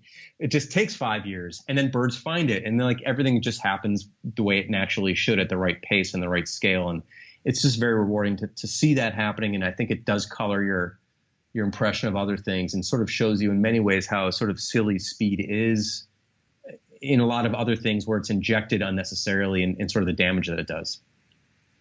Absolutely. Yeah, absolutely. It's a topic we could go on and on with for hours, I'm sure. So maybe we should do that at some point. Yeah, another time. Yeah. But let me wrap up with just a few more questions. And one of them I've asked you before, and this will sound familiar. And then I'll pause for a second and buy a little time. But if you could have a giant billboard anywhere with anything on it, what would it say and why? Right? It could be a quote, could be a word, could be a question, could be anything, could be someone else's quote. Now, I asked you this question in Tribe of Mentors, and you said one of these quotes, and you gave about 15 to 20, maybe more, 25 fantastic quotes. I mean, these are excellent quotes. But right now in your life, it doesn't have to relate to anything in the external, wider world. Let me read a few just to give people a taste, and then I'd love to know which one you would pick. Sure. Right now in your life, but let me pick a few here. If you think you're too small to be effective, you've never been in the dark with a mosquito. Betty Reese. Every great cause begins as a movement, becomes a business, and eventually degenerates into a racket. Eric Hoffer. This one has proven very popular. The fairest rules are those to which everyone would agree if they did not know how much power they would have. John Rawls. And I'll read one more since we've mentioned him a few times. Price is what you pay, value is what you get. Warren Buffett. Where would you go at this point in your life with a message, a word, a quote, a question, anything on a gigantic billboard? Metaphorically, of course, getting a message out to millions or billions of people. Yeah. Well, I think it'd be fun just to say the word billboard on a billboard and just pay for it for 100 years. And there it is. It's called Billboard. But that would be kind of fun, but also a gag. I like that John Rawls quote so much, which is the fairest rules are the ones you would, I forget. Can you agreed? Yeah, the fairest rules are those to which everyone would agree if they did not know how much power they would have. Yeah, that to me is at the root of so many things. We've been dealing with a little bit of this in our own business. It's a little bit slightly different, but just like information asymmetry and recognizing that not everybody has the same information. So they look at things through different lenses. And it's very important to recognize the fact that you can't just come at something one way because you know it. If someone else doesn't know it, you can't assume that they knew that. And, it's the same sort of idea, which is you can't be upset when someone has a reaction to something when they just have a different set of information. And similarly, the rules rules are based on like who has the power to make them. Basically, today, that's kind of how it is in almost everything. And so it's a good reminder that rules basically are the fairest to those who make them, unfortunately, but they would be the fairest if no one knew who they applied to. And it's just a good reminder on a lot of different levels. It's one of my favorite quotes, and I think that's probably something I would put up on a billboard. It'd be hard to read at 70 miles an hour as you speed by it, which is why I still like Billboard. But as a quote, I think it's one of the most meaningful quotes and most important quotes to keep in mind, whatever it is that you do. Definitely. And I'll read one more just because. Actually, I'll read two more of your quotes because there are many to choose from. Here's one that applies certainly to a few things we've talked about in the conversation. Quote, not everything that can be counted counts, and not everything that counts can be counted. William Bruce Cameron. And then the next and last one I'll read is by Albert Schweitzer. In the hopes of reaching the moon, men fail to see the flowers that blossom at their feet. And yeah. I've got a story, but maybe for another time about that quote. Well, or I can tell you now. Let's do it. Let's just get into it. Sure. So I don't know, a number of years ago, I was invited to go to this. John Maeda invited me to go to this thing at the Glass House in New Canaan, Connecticut. I think it is the Philip Johnson Glass House, and it was like a summit on simplicity, and there was, I think, 10 or 15 people invited, and one of the people invited was this older man, Japanese man. I think he was in his 80s or close to it. Almost everyone else was much younger, much younger, 20s and 30s, 40s maybe. And like I said earlier, I love older people, so I sort of gravitated to him. He was really well dressed and just seemed interesting. And I noticed that he was, whenever we were going, so the Philip Johnson Glass House, the whole campus, I think is about 50 acres, and there's maybe a dozen different buildings. And it's kind of a neat idea because Philip Johnson had this idea that it's actually one building, and the hallways are just outside. Which is kind of a cool thought. But really, it's like 12 different buildings. Like, for example, he has an office, which was a separate building, which doesn't have a bathroom, doesn't have plumbing, because he didn't need it because it's still part of the house that has plumbing. I just have to walk outside to get there. Anyway, we were walking between these houses, and you have a 50-acre site, so there's quite a bit of distance between these buildings. And I noticed that this guy was always last in the line to walk. And I kind of sat back with him on one of the walks, and but he was also like, it wasn't because he was old. That would be the first thing you would think, that he's just older, so he's going to walk slower. But actually, he's like, no. And I could tell that he was physically able to walk as fast as everybody else. It wasn't that. He goes, no, everyone's just walking too fast, and they're missing things as they go. So he just kneeled down, and he took like this square foot of ground. And by the way, I'd noticed as he was walking, he was looking down as well. So he was walking slowly and looking down, and he kind of took this square foot of land and like pointed out some flowers and some insects and some shapes and some stuff, and says, like, this is beautiful. People feel like they have to go all over the world to see something new. All they have to do is look down. And if you walk slowly and look down, like, there's a world under your feet all the time, an interesting world. And he goes, these people ahead of me, they're younger. Yeah, maybe they can walk a bit faster, but look at everything they're missing. And that really just kind of totally smacked me in the face. I love this point. Like, yeah, they're going faster and they look like they're going somewhere, but look at everything they're missing along the way.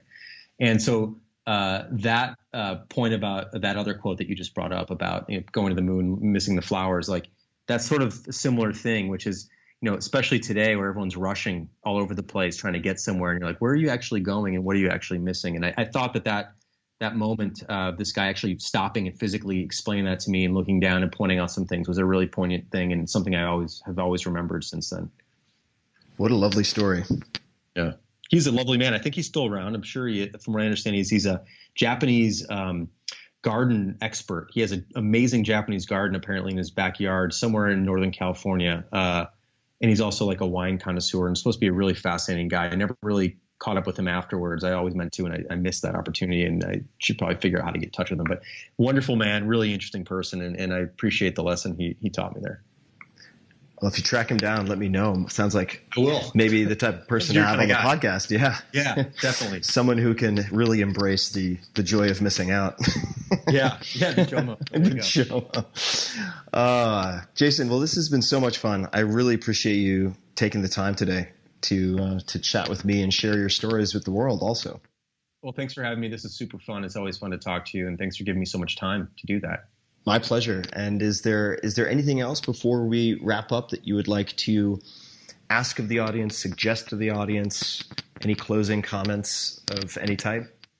No, I don't have any, actually. I like answering questions, so I don't have any proclamations or anything to share. So I don't.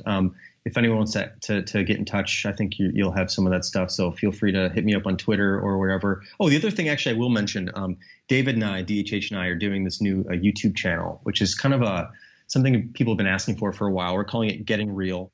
And we're basically showing what our, like, kind of like you asked me, like, what's your day like? Like, people always like, what's your morning like? And what do you do? I'm like, well, why don't I just show you? So we're doing these videos of actually walking through code samples, walking through design decisions, walking through design reviews, and making them all public. So I think it's kind of a neat thing to check out if you're interested in sort of how we look at design and how we look at code and how we look at writing. One of the things I actually did was I wrote an article for Inc. recently, and I just recorded my screen and sort of talked out loud as I was writing it. to sort of show like, here's how I write an article. I don't start with an outline. I start with the blank sheet. I got kind of just write, and then I was sort of doing the director's cut as I went, and editing live as I went, and it was sort of a fun sort of thing. So I'm doing some of that, which would be kind of fun to follow if people are interested in that. Other than that, I don't have anything else to share. You've written a lot, and you have many popular articles, essays, blog posts, etc. online.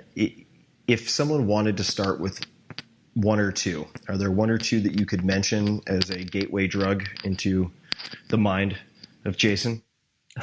Well, speaking based on our conversation today, there was the article I wrote about like I've never had a goal, which would be a good thing to start reading. I think or a good place to read. I think probably it's on our blog, Signal versus Noise, which is on Medium. If you search for my name on Google and say "never had a goal," you'll probably land on that article. That'd probably be a good. Jason Fried never had a goal. That'd probably be a good one to read. And then I also wrote one about not having expectations, which might be another interesting thing to look at. If there's any other ones, I mean, there are some other ones, but I'm not sure if they'd be good places to start. But those might be a good place to start. Great. And I'll include chairs, maybe Prairie restoration, the Polaris watch. Yeah, I'll send you all that stuff. We'll include all of that in the show notes. So for people listening, you'll be able to find all of that at tim.blog/podcast and just search Jason and he'll pop right up, and you can find all of these links and more, as well as every other episode. And Jason, at some point, maybe we'll do a round two, and it'd be lovely to see you in person sometime.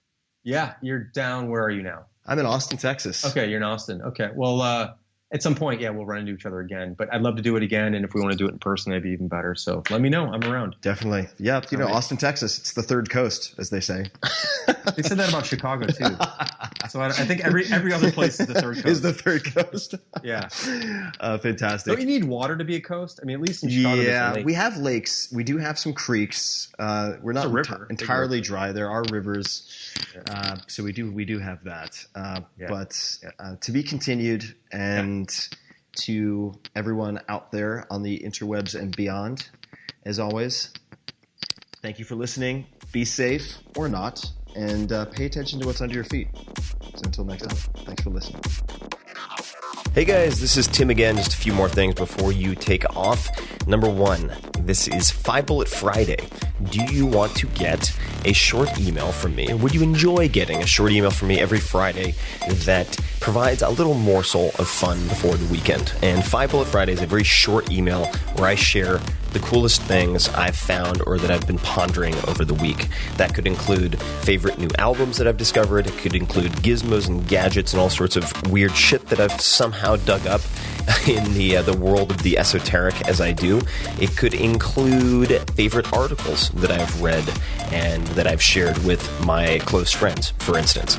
And it's very short. It's just a little tiny bite of goodness before you head off for the weekend. So if you want to receive that, check it out. Just go to 4hourworkweek.com. That's 4hourworkweek.com, all spelled out, and just drop in your email, and you will get the very next one. And if you sign up, I hope you enjoy it. This episode is brought to you by WordPress.com. I love WordPress. I have used it for so many years. It's my go-to platform for blogging and creating websites. I use WordPress.com for everything every day. My site, tim.blog, is built on it. The websites for my books, including Tools of Titans, Tribe of Mentors, it's all on WordPress.com. And the founder, Matt Mullenweg, one of my close friends, has appeared on this show many times. Just search Matt Mullenweg, Tequila, Ferriss for quite an exciting time. Whether you're looking to create a personal blog, a business site, or both, you can make a really big impact right out of the box when you build on WordPress.com. And you'll be in good company. It's used by The New Yorker, Jay-Z, Beyonce, 538, TechCrunch, TED, CNN, and Time, just to name a handful.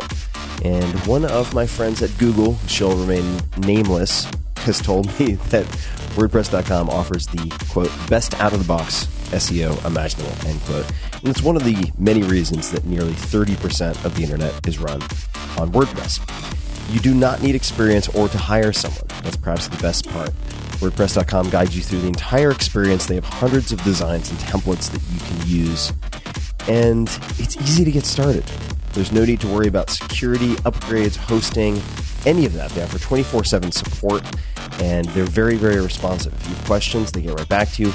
And this allows you to create the highest quality with the least amount of headache and friction. So if you're building a website, period, and my friends come to me and ask what I use, what I recommend they use, the answer is WordPress.com. So check it out. If you want to get started today and learn more with a 15% discount off any new plan, go to WordPress.com/Tim to create your website and find the plan that's right for you. So learn more. Take a look. WordPress.com/Tim for 15% off a brand new website. Check it out. This episode is brought to you by Peloton. And I'd heard about Peloton over and over again, but I ended up getting a Peloton bike and the whole system after I saw my buddy Kevin Rose. I've known him forever, some of you know, and he showed up at my gate at my house a while back, and he looked fantastic. And I asked him, I said, dude, you look great. What the hell have you been up to? Because he's always doing a weird diet or another, but it only lasts like a week or two. So he always regresses to the mean after like 75 beers. And he said, I've been doing Peloton 5 days a week. Now that caught my attention because Kevin does nothing 5 days a week. And you know I love you, Kevin. But it really piqued my curiosity. Ended up getting a system, and it's become an integral part of my week. I love it, and I really didn't expect to love it at all because I find cycling really boring usually. But Peloton is an indoor cycling bike that brings live studio classes right into your home. You don't have to worry about fitting classes into your schedule or making it to a studio with some type of commute, etc. New classes are added every day, and this includes options led by elite New York City instructors in your own living room. You can even live stream studio classes taught by the world's best instructors or find your own favorite class on demand. And in fact, Kevin and I rarely do live classes, and you can compete with your friends, which is also fun. Kevin, I'm coming after you. But we usually just use classes on demand. I really like Matt Wilpers and his high-intensity training sessions that are shorter, like 20 minutes. And I think Kevin's favorite is Alex, and everyone seems to have their favorite instructor, or you can select by music, duration, and so on. Each Peloton bike includes a 22-inch HD touchscreen, performance tracking metrics. I think that, along with the real-time leaderboard, are the main reasons that this caught my attention when cycling never had caught my attention before. It's really pretty stunning what they've done with the user interface to keep your attention. The belt drive is quiet, and it's smaller than you would expect, so it can fit in a living room or an office. I actually have it in a large closet, believe it or not, and it fits with no problem. So Peloton is offering all of you guys, listeners of the Tim Ferriss Show, a special offer, and it is actually special. Visit One Peloton, that's OnePeloton, onepeloton.com, and enter the code TIM, all caps, TIM, at checkout to receive $100 off accessories with your Peloton bike purchase. Now you might say, meh, accessories? Wait, I don't need fancy towels or whatever other supplemental bits and pieces. No, the shoes you need. You need the clip-in shoes, and those are in the accessory category. So this $100 off is a very legit $100 off. So if you want to get in your workouts, if you want a convenient and really entertaining way to do high-intensity interval training or anything else, or you just want to get a fantastic gift for someone, check out Peloton. OnePeloton.com and enter the code TIM. Again, that's OnePeloton.com and enter the code TIM at checkout to receive $100 off any accessories, including the shoes that you will want to get.